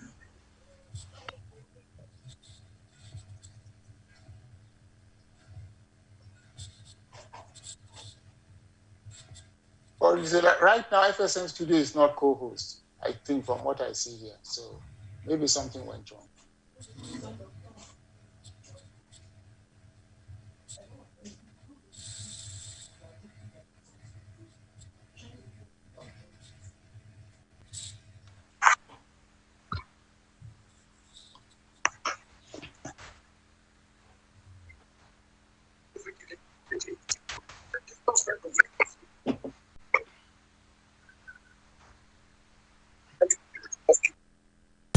McPherson University is driven by a desire to excel in high-quality teaching and research within a framework informed by values of integrity. We offer a range of courses including nursing science, accounting, banking and finance, business administration, mass communication, computer science, economics, marketing, biochemistry, microbiology, English language, international relations, history and international studies, and religious studies. At McPherson University, learning is truly innovative and creative.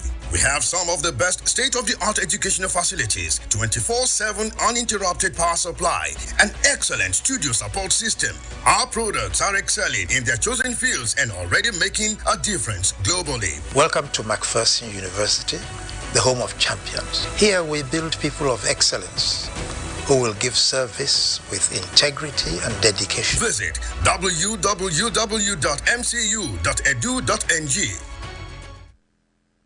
At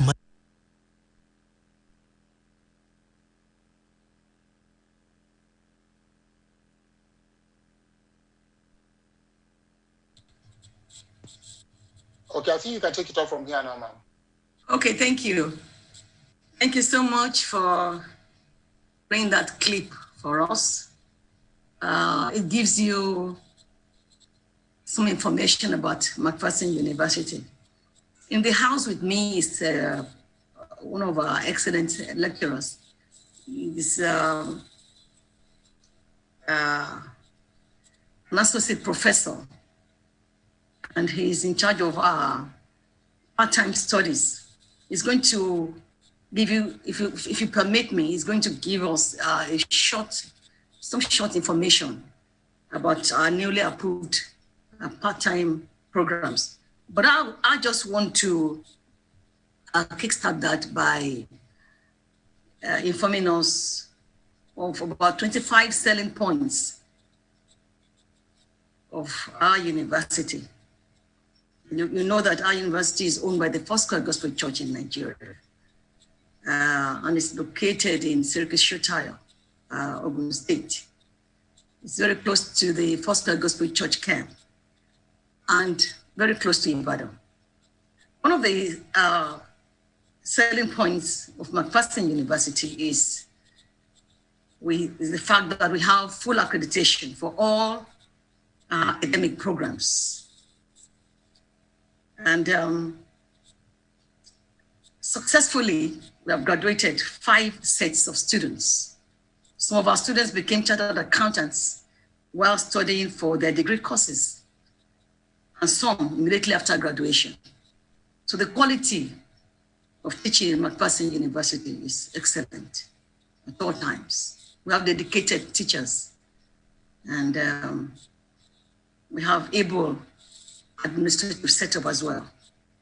We have flexible school fee payment plans for students. Before it used to be 4 times for this session, but now we reduced it to 2.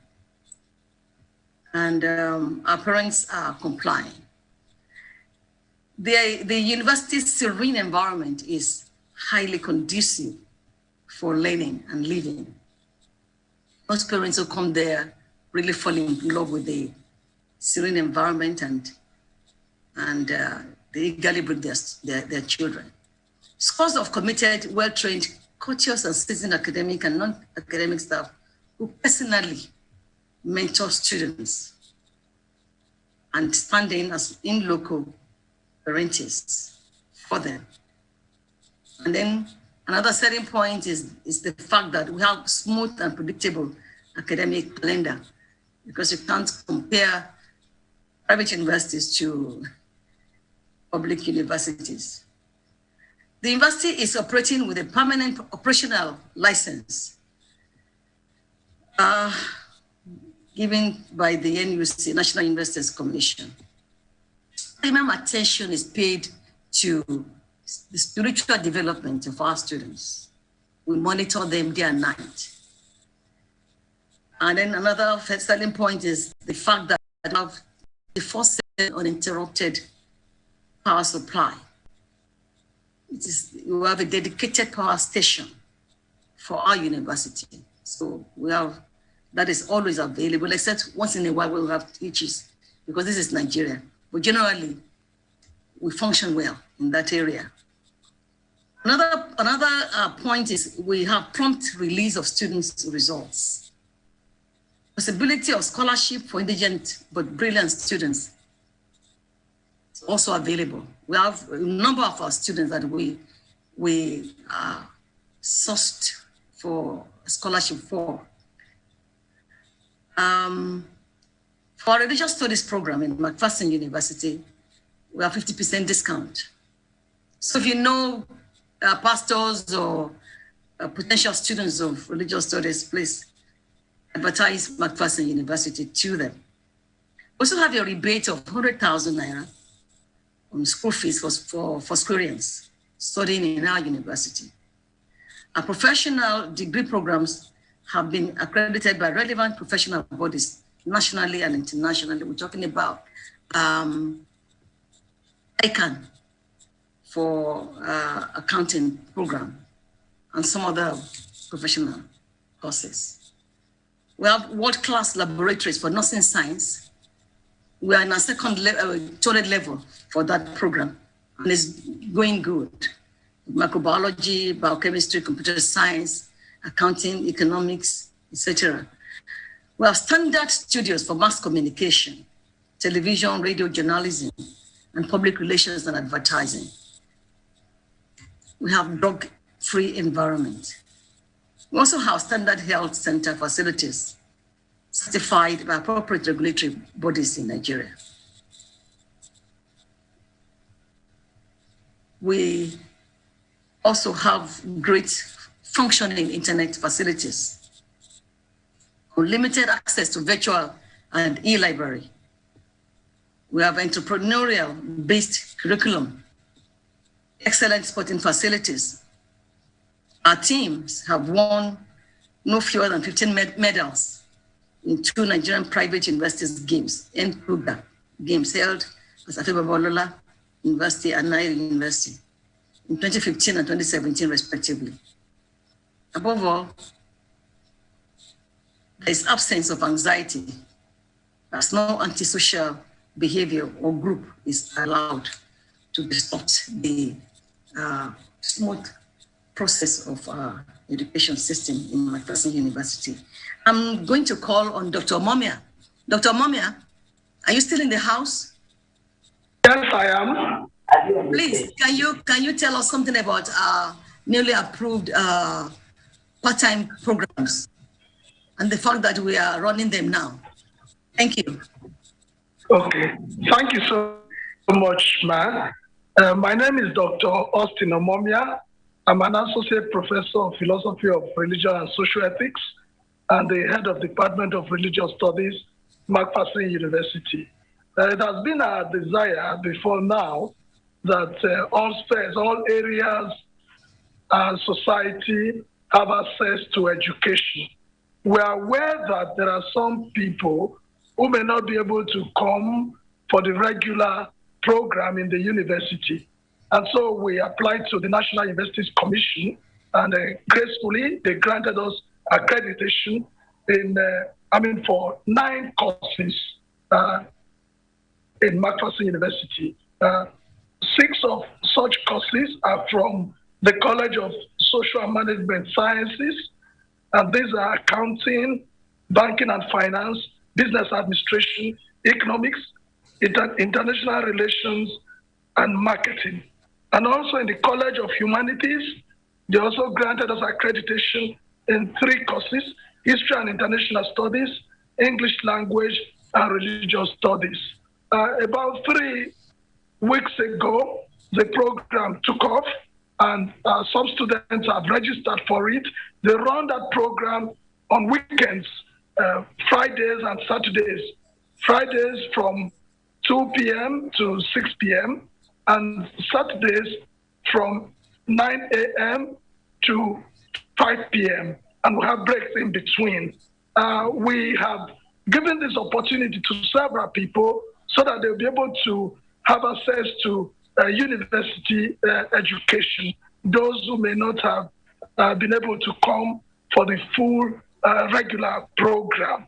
The interesting thing about this program is that those who have higher national diploma and they want a kind of conversion, we call it conversion program, and they want to acquire the degree, either a BA or a BSc, are able to come in to spend just 2 academic sessions. Those who are coming with NC and diploma, ordinary national diploma, will spend 4 sessions. And those who missed the JAMB, probably they couldn't meet the cutoff mark and still want to acquire a university degree, can come for the 5 years program. So we have every category attended to.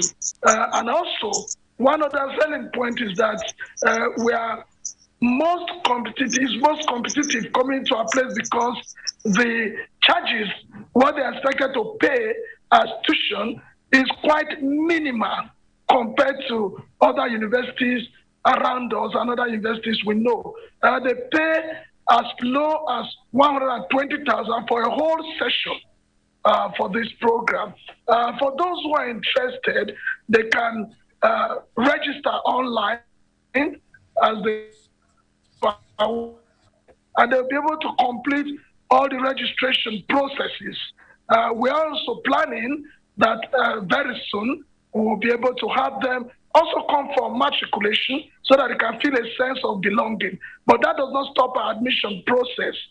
We intend that admissions will continue as we end one semester. Students are free to continue with registration, those who are just applying, and I want to encourage as many of us as have words of friends or individuals that may not be aware of this very wonderful privilege to seize it. They can go online, they can reach us. We have flyers, we have other means of publicity that they can access and get adequate information concerning the part-time program.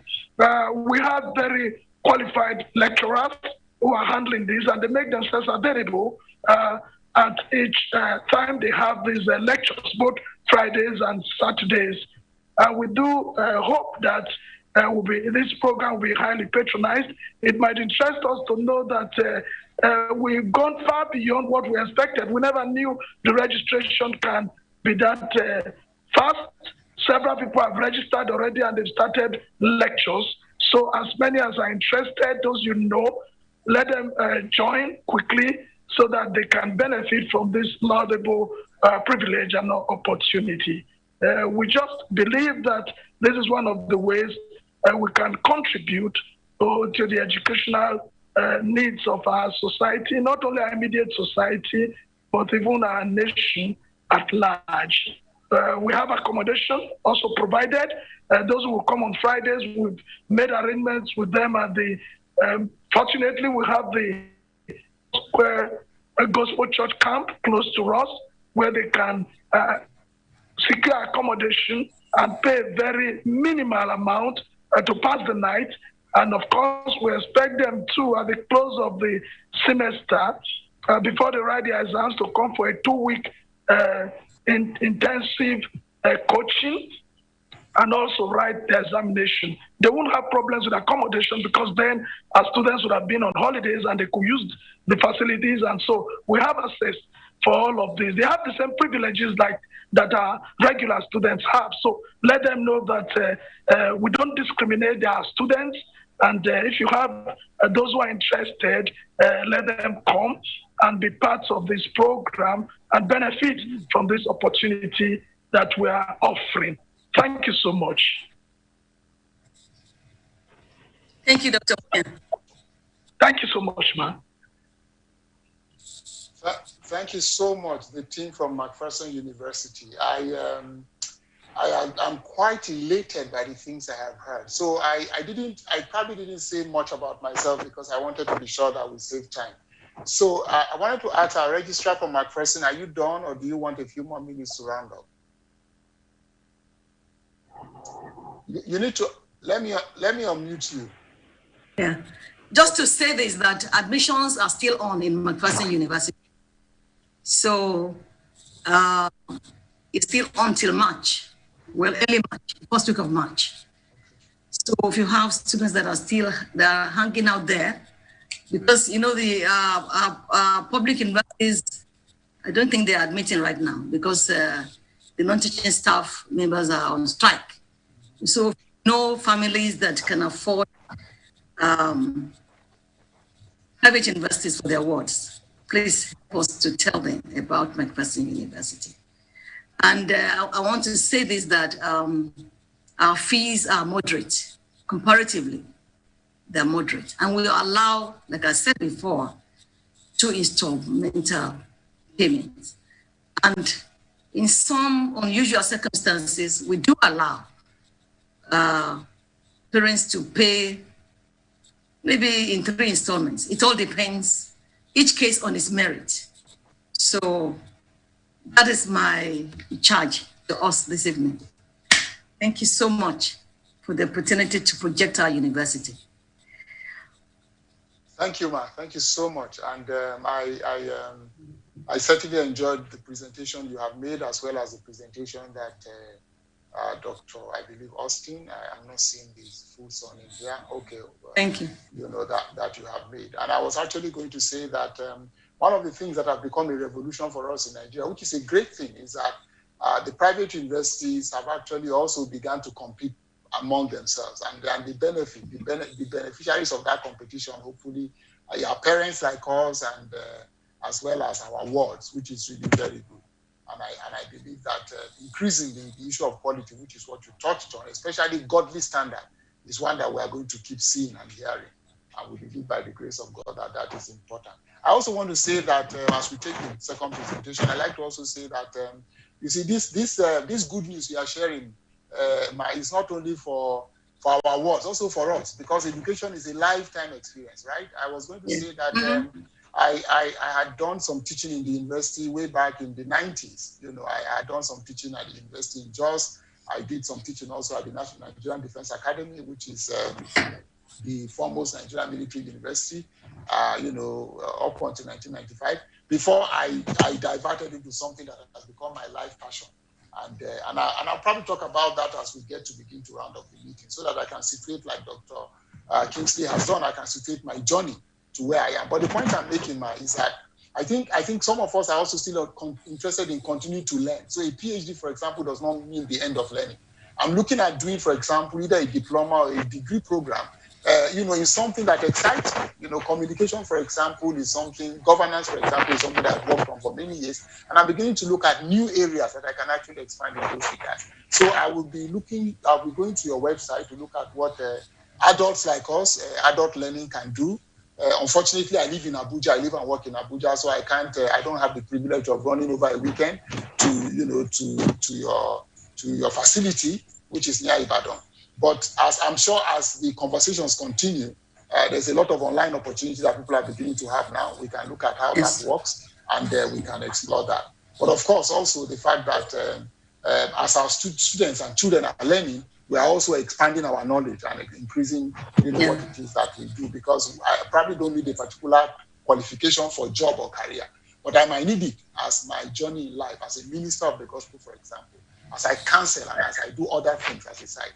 I spent the last 30 years of my life doing non-governmental organization work, and about 24 of that has been with international NGOs. I'm currently working with the U.S. Agency for International Development, USAID, where I've spent 22 years of my life career, in that agency. So there's a lot of opportunities that you see, not just in the work that you do, but also in the, as Dr.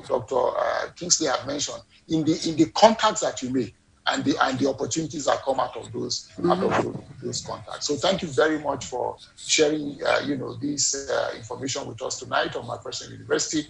Again, I would ask that there's information about how people can access your website and all the questions that can be asked hopefully during the question and answer session. So we'll turn on the conversation to the admissions officer, I believe, of Michael and Cecilia Igbo University. And I'm told that she's Mrs. Opata Kike. I hope I pronounced those names correctly. And we will take from the FSM studio a background advertorial, as it were, and then that will lead us to the presentation by the admissions officer. Can we get the FSM studio? Thank you. At Michael and Cecilia Igbo University, located in Igbo Village, Agbaroto, Ugeli, Delta State, you get more than an education. You will be prepared with the right knowledge and the right skills to achieve excellence in the right environment. Admissions are on into 2020-2021 academic session. Take advantage of our qualitative education of international standard, our foreign exchange program, our excellent sporting facilities, our faculties of law, computing, management and social sciences, natural and applied sciences, humanities and arts, and so much more. It's all here for you at Michael and Cecilia Igbo University. Visit www.mciu.edu.ng and click apply now and begin your journey to a world of limitless possibilities. For inquiries, please call 080-233-85488, 080-675-89771, 081-359-73990, 081-618-70643.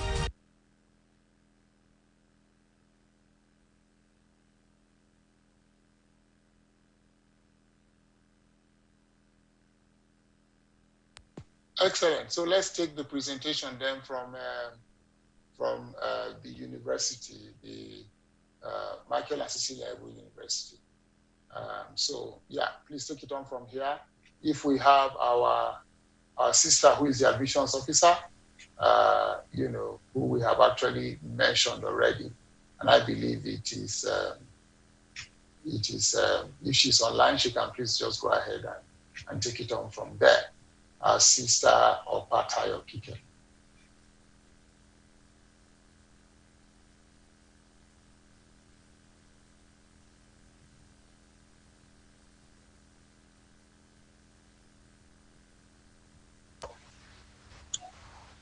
Is the representative of Hebrew,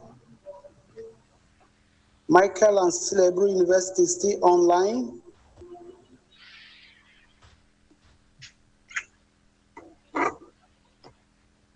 Okay, so if they are not online, we're just going to quickly go to the chat and see if we can take a few questions, and if they get back online, we can actually allow them to make their presentation. So one of the questions, I think, and I hope that Dr. Kingsley is still online with us, one of the questions that have come up is, so I'll read the question directly, and I think it is from, let's see, the question is from, I thought I saw a name, Anita, yeah, it's from Anita. And the question is this, Dr. Kingsley, if you are listening. I'm a registered nurse.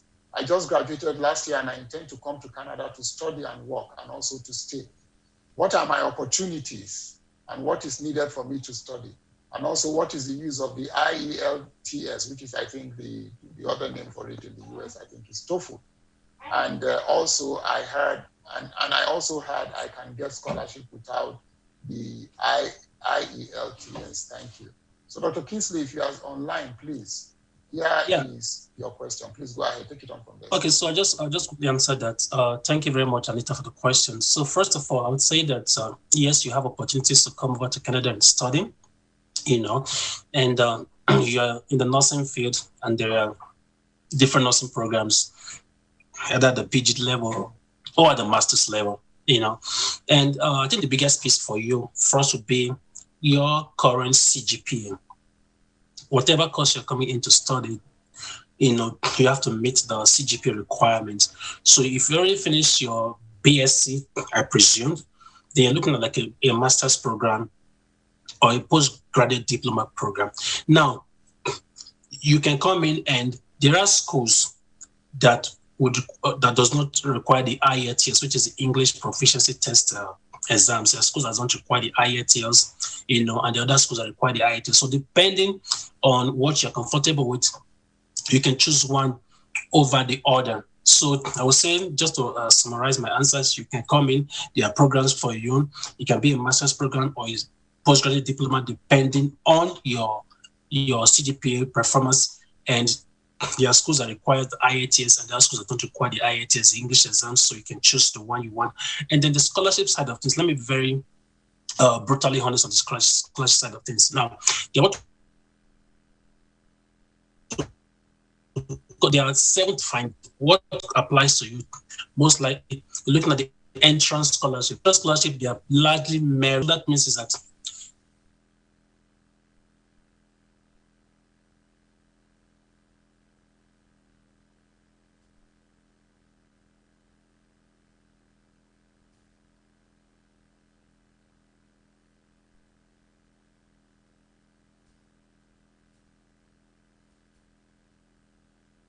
the non-academic documents like your CV, which highlights what you'll be doing, which highlights your work doing.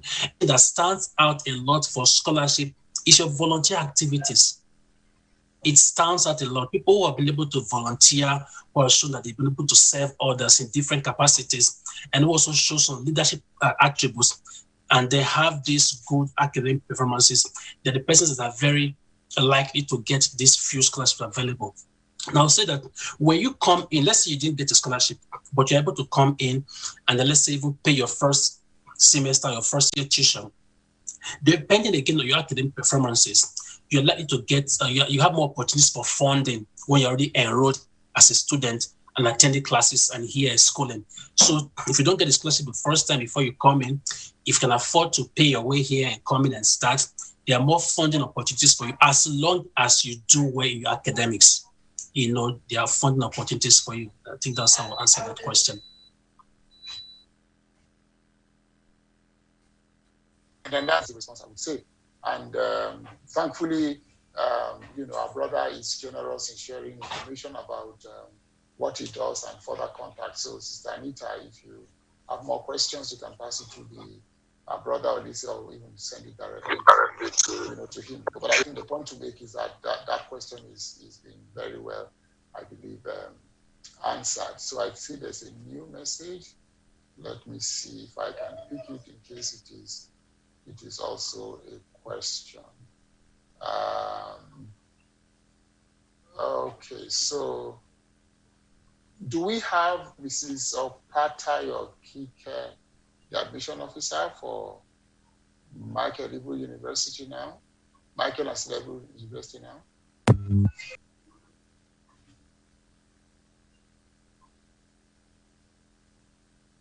Titilayo is speaking. Does she need to be unmuted? We can't hear her. What do you say? Can you? Is that why there's a Titilayo online who is speaking, but we can't hear her? And I don't think she's muted. Yes, okay. So we're not hearing you though, ma'am. I don't know what's wrong, why we're not hearing you. We can't hear you. Am I the only one not hearing her? Yeah, I can't hear as well. Okay. So we can't hear you. We can't hear you, ma'am.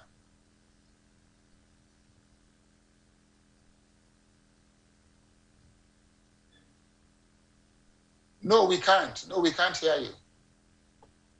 If you can hear us, we can't hear you. We can't hear you. Okay, so now it appears you are muted. Let me see if I can unmute you.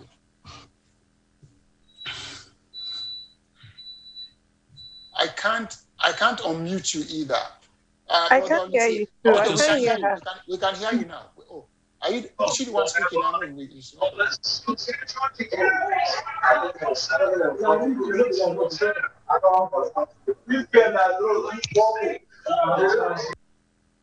Okay, hello, Titilayo, can you hear me now?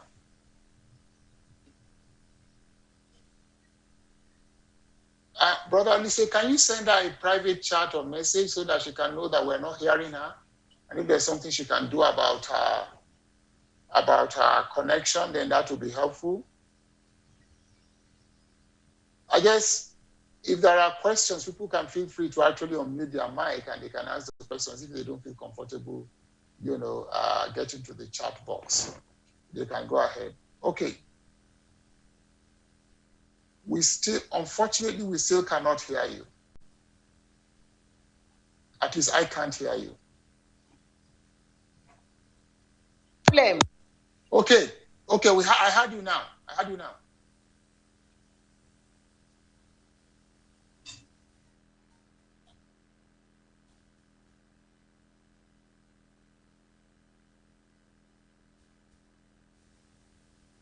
Then we still can't hear you.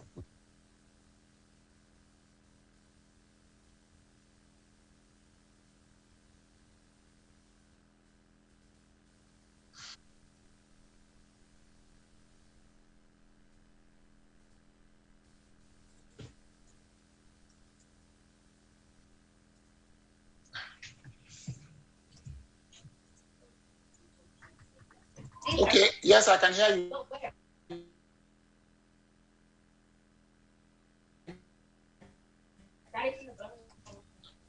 Is that Titilayo? I can hear you now if you are the one speaking. Hello? Hello? Hello? I think let's go on because of time. We're not hearing her. Hello, good evening. Good evening. We can hear you now. Good evening. Thank you. So sorry about this. Okay, just go ahead. We've lost so much time, so just go ahead, ma'am. Thank you. I'm Kike Okpatayo, the admissions officer of Michael and Cecilia Hebrew University. Please kindly permit me to seize this opportunity to quickly congratulate the organizers of this awesome seminar. God bless you all. The Michael and Cecilia Hebrew University is owned by late Olorogun Michael Hebrew and his amiable wife, Dr. Mrs. Cecilia Hebrew OFR. The university was born out of the passion of the owners to give back to society, having been in the banking sector for many years, after which they dived into the academic terrain. We obtained our license to commence operation from NUC, National University Commissions, in the year 2015. And since then, we have kept moving. We are 6 years old at Michael and Cecilia Hebrew Universities. And most of our courses are fully accredited by the Nigerian Universities Commission. At Michael and Cecilia Hebrew University, hello? can hear you. Go on. Hello. Go on. We're hearing. We can hear you. Thank you. At Michael and Cecilia Hebrew Universities, we have 24 courses in 5 different faculties. And I'll quickly go through them. We have the Faculty of Law, where we have law as a major course. And the student graduates with LLB law at the end of their 5. Oh no. Teacher, we lost. Go ahead. We lost you for a minute, but go ahead.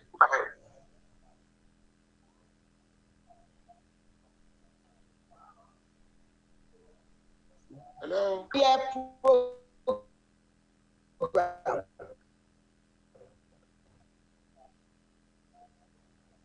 Yeah, go ahead, Titi. Go ahead.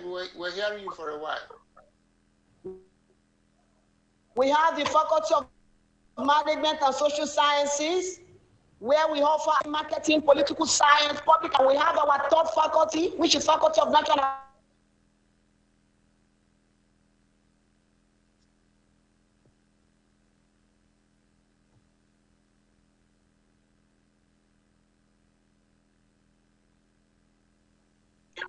We can't hear you anymore.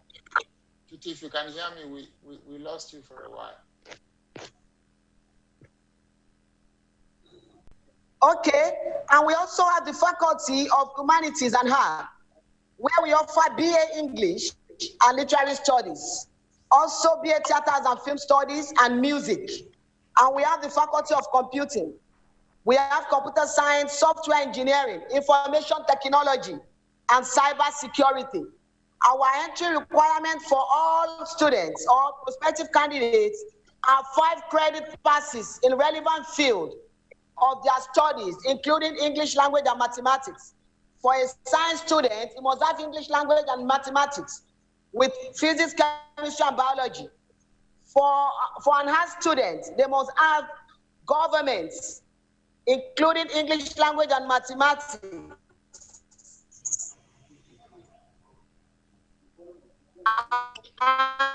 And as well, economics, including English language, to make up the 5 requirements credit. And we are in collaboration with Association of Chartered Certified Accountants, ACA. At MCIU, we have green, secure, and serene environment. And we have modern library and facilities. We have well-equipped e-library. And we have highly qualified staffs. We have quite a number of doctors and professors that takes our students. We have modern curriculum, well-structured academic programs, and excellent sporting facilities. Also, we engage in foreign exchange programs with universities abroad. Our Vice Chancellor is Professor Mrs. Ibiyinka Fuwape, who is the first-class graduate of physics. And our registrar is Dr. T.N. Kolo, and we have a well and versatile teams of management and academic staff. Our university, Michael and Cecilia Hebrew University, known as NCIU, also operates top-up programs, which is the conversion courses for HND holders who are willing to obtain BSc certificates. And their lecture holds every Saturday at the university campus. I wish to say here that our fees are moderate and affordable, and we agree with parents on need basis to allow them pay on installments as it is convenient for them, so that every child can be educated without denying them of such. Students have the option to live on or off campus, depending on the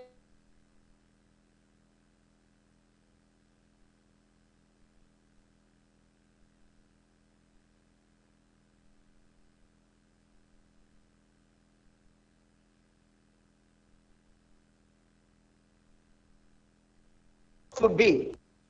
And bringing them to MCIU, you will never regret it. We have graduated 2 sets since inception of the university, and we are still flying. Admissions for 2020-21 is still ongoing presently, and we'll be admitting students till end of February 2021. So I encourage you to announce MCIU to all and sundry And we want to continue to partner with the organizers of this program. We want to partner with you. The president is aware, Mrs. Hebrew, and she said, yes, I will want more of this. So we look forward to more of this so that we can come into full collaboration as we partner together at building our nation, Nigeria, and at making sure that we are heard in the community and the whole world at large. God bless you once again. God bless you. God bless Nigeria. Thank you. Thank you very much, Ma, Mrs. Opatayo Kike. Thank you very much for the presentation. I'm sure you'll still be around in case there are some questions. Yes, I'm around, sir. We have lost some time, but we just are going to be rounding up shortly. We've asked before for us to send questions. If you have not sent your question and you have a burning question, please raise your hand through the participants where you're supposed to raise your hand. And I'm sure our brother Adamu will see it. So we'll begin to round up. Our brother Joe Caro from the US is also there just to give a closing remark, and then we are going to close. So up to you, brother Adamu. Okay, I hope I haven't lost my connection. Can you hear me? Yes. Okay.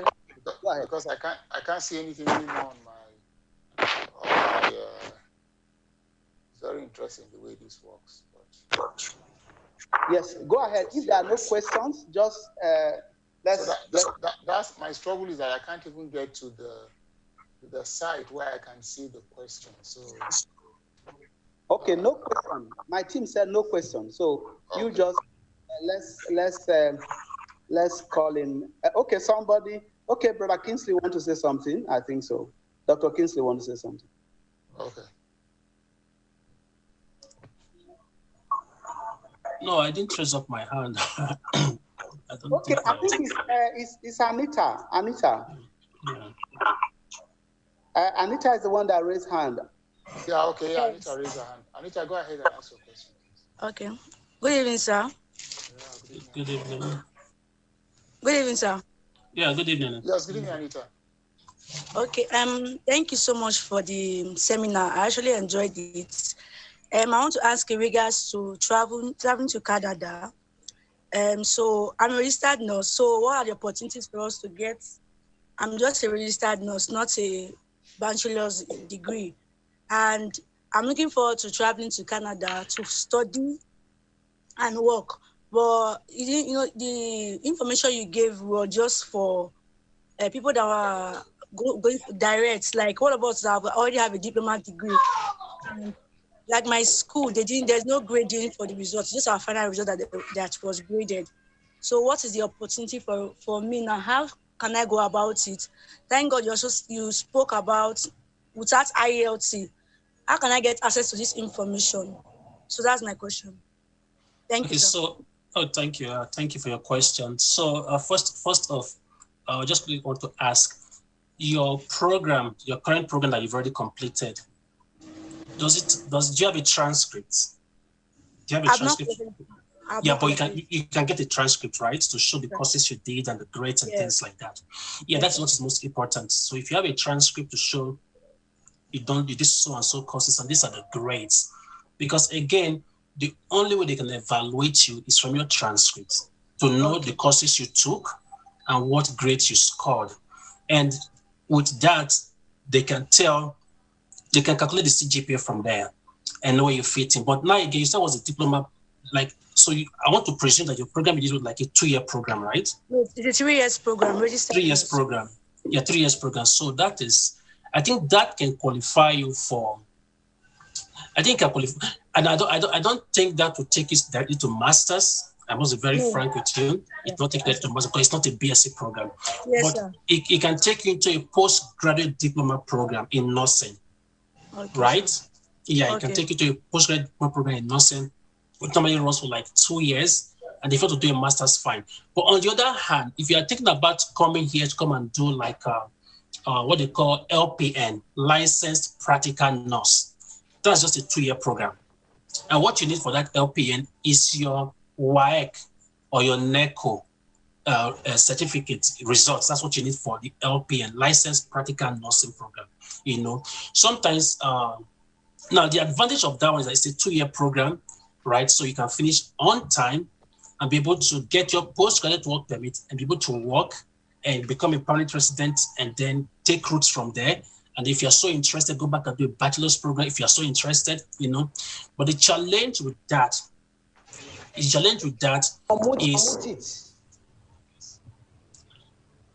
okay, so the challenge with that, however, is that you have to give a very, very reasonable, convincing explanation when you are making your study paper application, because you already have your finished your. Sorry, can you hear me? No, yes, I can hear you. Yeah, you already have finished your high school. You've done a post-high school degree program, which is this registered nursing. Now, if you're coming back to come and do an LPN, which is like taking one step back, you know, from where you are now. I actually want to do a bachelor's degree. Yeah, a bachelor's degree. Yeah, so if you want to do a bachelor's degree, then your high school certificate is what you need.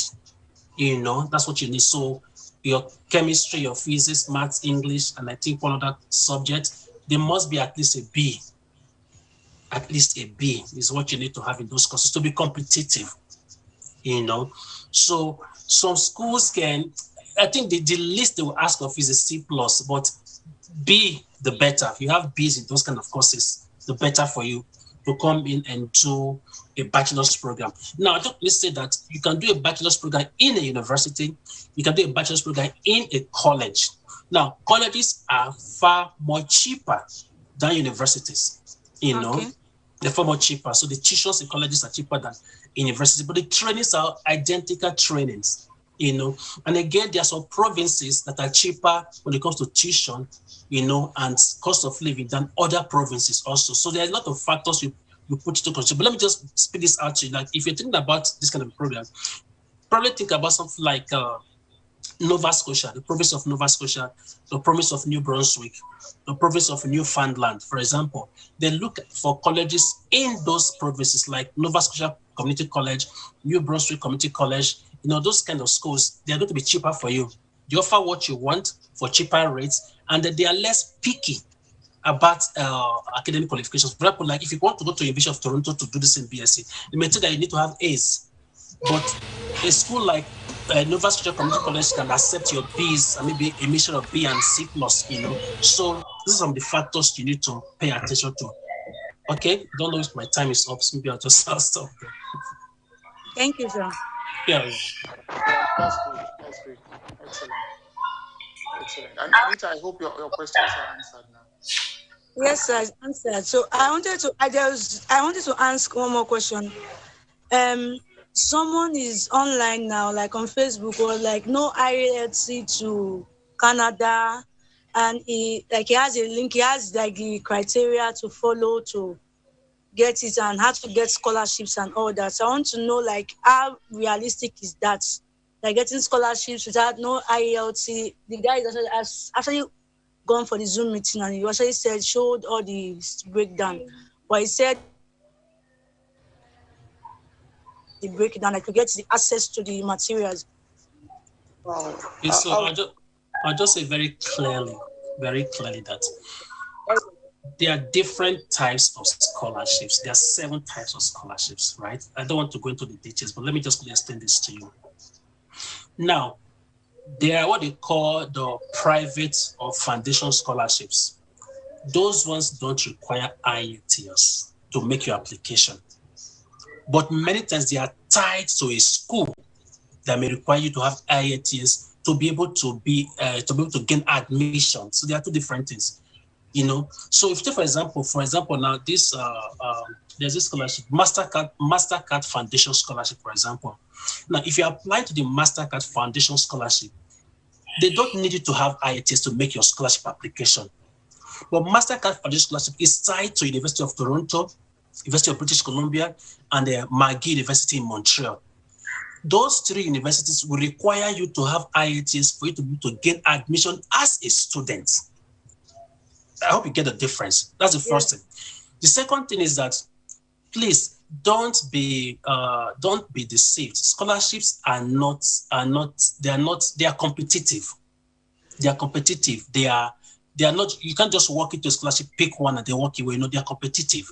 So it means that for you to get to one, you have to be competitive enough to get it. Now, there are different types. If you look at like merit-based scholarship, it's purely on your merit, how good your grades are, But if you're looking at need-based scholarship, like the MasterCard Foundation scholarship, another scholarship is, do you demonstrate a need? You have to convince them that you demonstrate a need, for them to give you that scholarship, So there are different types of scholarship. And for scholarship application as a scholarship, yes, you don't need IATS for most of them. But many of the schools that this scholarship are tied to, for them to give you admission into that particular course or program that you want, you then need to write IATS. On the other hand, if you talk about colleges, most colleges, Canadian colleges that offer these nursing programs, most of them don't require you to have IATS as long as you are a Nigerian, because they recognize that Nigerians will school in English and things like that. They recognize that. So they won't require you to have IATS. I hope that answers your question. Okay, sir. Answer. Thank you so much. Thank you so much. Anita, thank you for your questions. I think we're done with questions right now. There is a contact that Kingsley has shared. You can follow that contact. He actually shared there.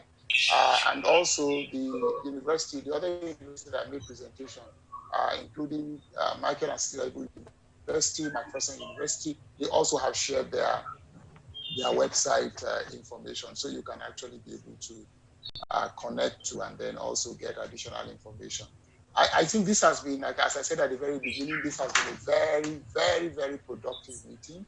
And I'm so delighted that we had Kingsley, who has been, I think, the major resource for this meeting this evening. Thank you, Kingsley, for the generosity of your information. Thank you for, just being there and willing to answer not just the question, but also to provide, a lot of background, because there's a lot of things that people see on the internet, and quite frankly, having you talk to some of those issues has been very, very educational. Even for me, I'm quite familiar with some of the realities in North America, but it was also very fascinating to hear you provide your thoughts and perspective about what some of those realities are. So thank you so, so very much. I'm sure that the next time we have this kind of conversation, we will be delighted to have you sort of, share additional thoughts and perspective, on the information that has been made available. Like I told you personally, I'm going to keep the conversation going with you, because there are quite a lot of things I'm going to learn. And thank you so very much also to our presenters from the McPherson University, the registrar, who was gracious enough to spend some time with us to provide those insights about what the school is doing and how the school is working to meet the diverse needs of individuals, who require one level of education or another. And then, of course, we are very much grateful to the admissions officer for the Michael and Cecilia University, again, for sharing with us information about what the university does and how it does what it does, how it sort of run their programs in that institution. I will turn the conversation now to our brother, Joe Carroll, who I am told is connecting, I believe, with us, connecting with us on this conversation from the US. He's going to give us the closing remarks, and then he would, I'm sure, have a word of greetings also for us. When he's done, of course, I'll then ask him to turn over the discussion to our brother Godfrey Olise, who will then be basically bringing the meeting to a close. Joe Carroll, please. Thank you. Well, greetings, my friends and brothers. It was very encouraging to hear the presentation and the interest and the dedication to helping equip the future youth in your country. It's obviously a very, very important priority for all of us, no matter what country we live in, to see the next generation properly equipped and given the tools to be able to serve and work well in their respective fields. I just echo very much the comments about helping people prepare and finding their niche, so to speak, because God has equipped each of us with certain abilities and gifting. And as a father of 4 grown children, I know very much the importance of just personally of seeing our future generation being launched with not only the skills and the education, but also the heart to be able to serve well in whatever the professions. And so I just want to continue to encourage us that as we invest in the future generation, that we help them become equipped and serving the Lord with all their heart, with all their might, with all their abilities, and with excellence in what they do. Each of us becomes in our work a real reflection of the very image of God. And so whether we're teaching or in the medical field, or in the education field, or in the nursing field, or in the computer field, all those things give us an opportunity to reflect the very nature of what God is like, because he is a communicator, he is a teacher, he is a doctor, he is a healer, he is a provider.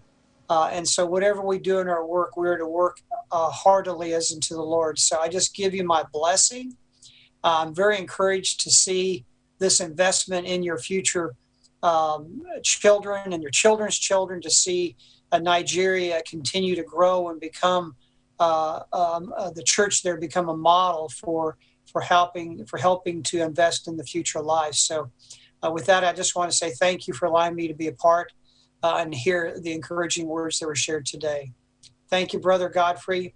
Care about you guys very much, and thank you for allowing me to be a part. Thank you very much for sharing those thoughts with us. We were richly blessed by the partnership that we continue to enjoy by the individuals and especially the church. Okay, just keep an eye on it and then take her to that the decades ahead will continue to foster that partnership, and that by the mercies of God, that relationship will blossom, prosper, and like you have rightly mentioned, our generation, as they come up, would also continue to advance the frontiers of the gospel, take it to the places where we take it to. And congratulations and many more blessings to your 4 grown children. I think that it's one of the fascinating things about parenting is actually to be able to transition children from when they are young to become adults. So congratulations on shepherding that process. And I trust again by the grace of God that our plans will continue. Thank you, sir. So I turn the conversation now to Brother Kingsley. Brother Godfrey. Oh, I keep calling Kingsley. Brother Godfrey, please take it up from there, and then I think you bring the meeting to a close. Thanks. All right. Thank you again, every one of us who are able to make it to this call. We have to close. We are sorry we are closing a bit later than we planned. Again, we have sent our email address, so you can reach us. We can always connect back to Dr. Kingsley and connect back to Michael and Cecilia Hebrew University, and connect back to McPherson University if you have a challenge. And at each point you have a challenge, connect with us. We will always connect back. Now, I want to appreciate all of you. Thank you very, very much. Give our love to Mommy Cecilia Hebrew, and then our love to the Vice Chancellor also, and the Chancellor of McPherson University. We are so glad that you all are able to participate with us. Next month, we will be talking about teaching with joy, and we call some of you to still participate with us. We just want to see how more people will encourage to join the educational team and help this whole trust. I also want to appreciate particularly one of our elder statesmen who is always passionate about young people, Professor Kehinde Tokumbo, Professor Lawrence Kehinde, the husband of our mommy. He has been on the call. He came back again. We are so glad you joined us again and be part of this event. And every one of you able to join us today, we really, really appreciate you. And we appreciate the commitment of the team, the staff, and all these studios who are helping along at this event. Thank you again. Thank you, Dr. Kingsley, able to make it. I'm sure you are supposed to be in church now in your country, but we are glad you are able to stay with us to this point. Please send your email to the chat, so those who just need your email, they can. I already did. I already sent it. Thank you. That is great. So please get his email. He's open to chat with you. And if you want us to help you in any way, we are also there to assist. We also have a team, I think they're in Ukraine, who are also trying to get people. If you want to know more about several other opportunities, we are there to connect with you and to assist. Our desire is that in every of these, that can we see how we can use, a brother said, when you discover, the long-term plan of God's goal upon your life, it's not just so you can get certificate or just can get job, but all about how you can be useful to your life and to humanity. I think that is the greatest part. And like they were told from the Michael and Hebrew University, that they want to, give back to society. What's about all we collect in life is to serve humanity. So serve humanity. So again, I appreciate all of you. Thank you, Associate Professor Sinomomia and your team. I wish you are doing a PhD program now. I would have just come for the part-time program very quickly and then follow you almost immediately. But I'm sure as you progress in your part-time program, we'll start off that soon. We'll start soon. All right. So we really, really appreciate all of you. And we'll thank you, Ebubechuku, my daughter, and the other blessing for joining. Thank you, all of you able to join. All right, we will close at this time. Is Professor Lawrence still there? So he will close us the closing prayer. Professor Lawrence, kindly. We always like to hear your voice. Shall we pray? Father, we thank you once again for this wonderful time of sharing. Thank you for all the resource persons that you have used, for the wisdom, for the knowledge that has been passed and transferred to others. Thank you for our daddy, Olise, for organizing this. Thank you, Lord, for Brother Kingsley, Dr. Kingsley. Thank you for the coordinator. And thank you for everyone that has given time, knowledge. We commit everyone into the hands of the Lord. We pray, God, that even as they have blessed the people, you will bless them back in Jesus' name. We pray that next time when we meet, there are many more people, and that we again share of the blessings, not just of the academicians, but also the blessings of spreading the news of Christ in the educational sector. Thank you, God, for hearing us. Blessed be your name. In Jesus' name we pray. Amen. Amen. Thank you. Thank you. Thank you. Thank you. Thank you. We are grateful. Thank you, sir. Have a great week ahead. Yeah, thank you very much. Thank you, Professor Kingsley. We will soon be calling you plenty times. Thank you, sir. It's my pleasure. Anytime, sir.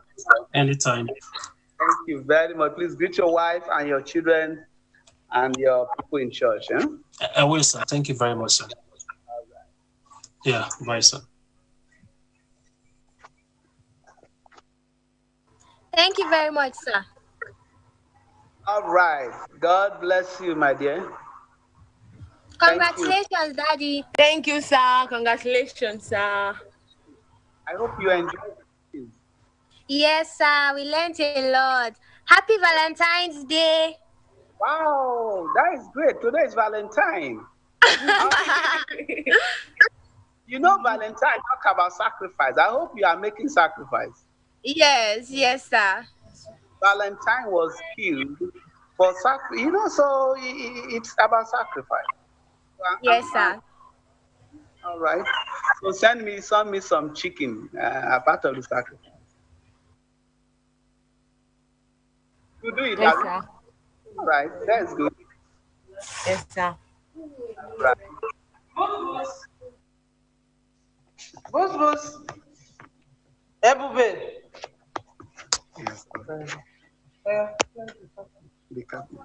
Hello, ma. Yes, good evening. How are you? Hello, ma. Good evening, ma. How are you?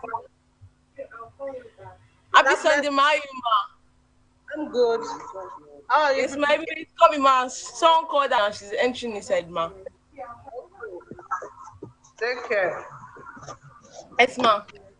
Ma, she's coming already. All right. Hello, mommy. How are you? I'm fine. I'm missing you. How are you? Happy Valentine's Day, ma. A gift for me, sir.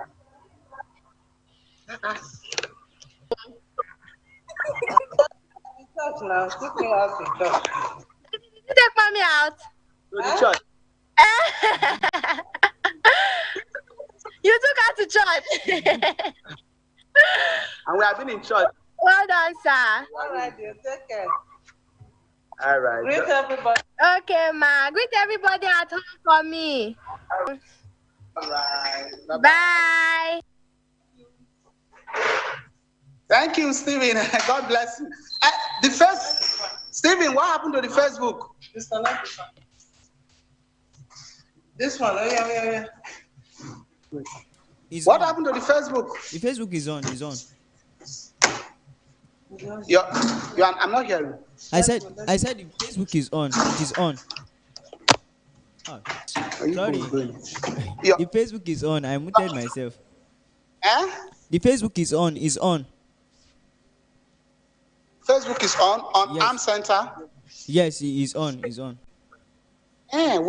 We couldn't have access to it. It's okay. We'll try to check. All right, no problem, sir. But no, you didn't check whether people, were on it. All right. Yes, sir. No problems. Auntie Titi, thank you, ma. I think Mrs. Kike, she on.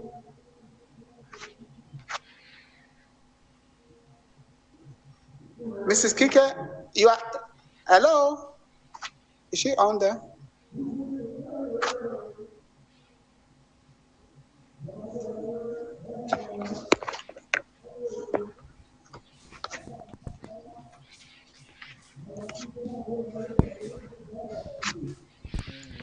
All right.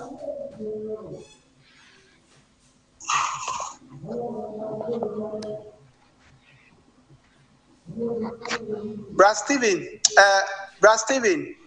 Yes, sir. Please help us remember to save all the chats and then send it to us. Okay, sir. I will do so now, sir. Before I want to make you host before I go off now. When you are through, you can now. No problem. I've already I've saved it. You have already done. Yes, it's so already done. Yes, sir. All right, everyone. Thank you very much. We're going off now. God bless you. Till another time. Bye. Bye, sir. All right.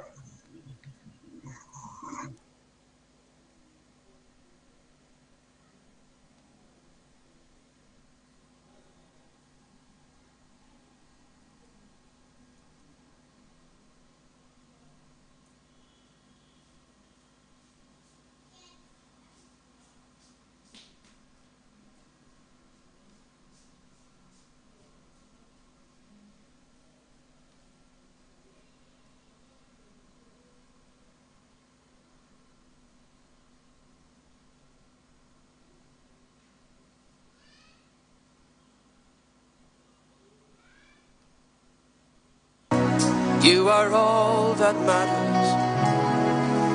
I'll make room for two.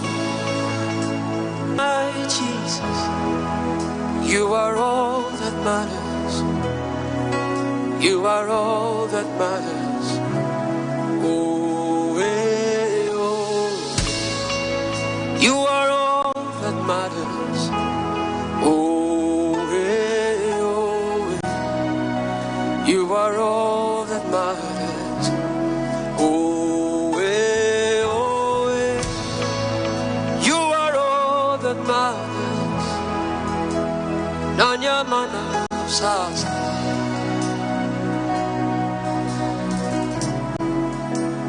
What would I live for if I don't have you in my life?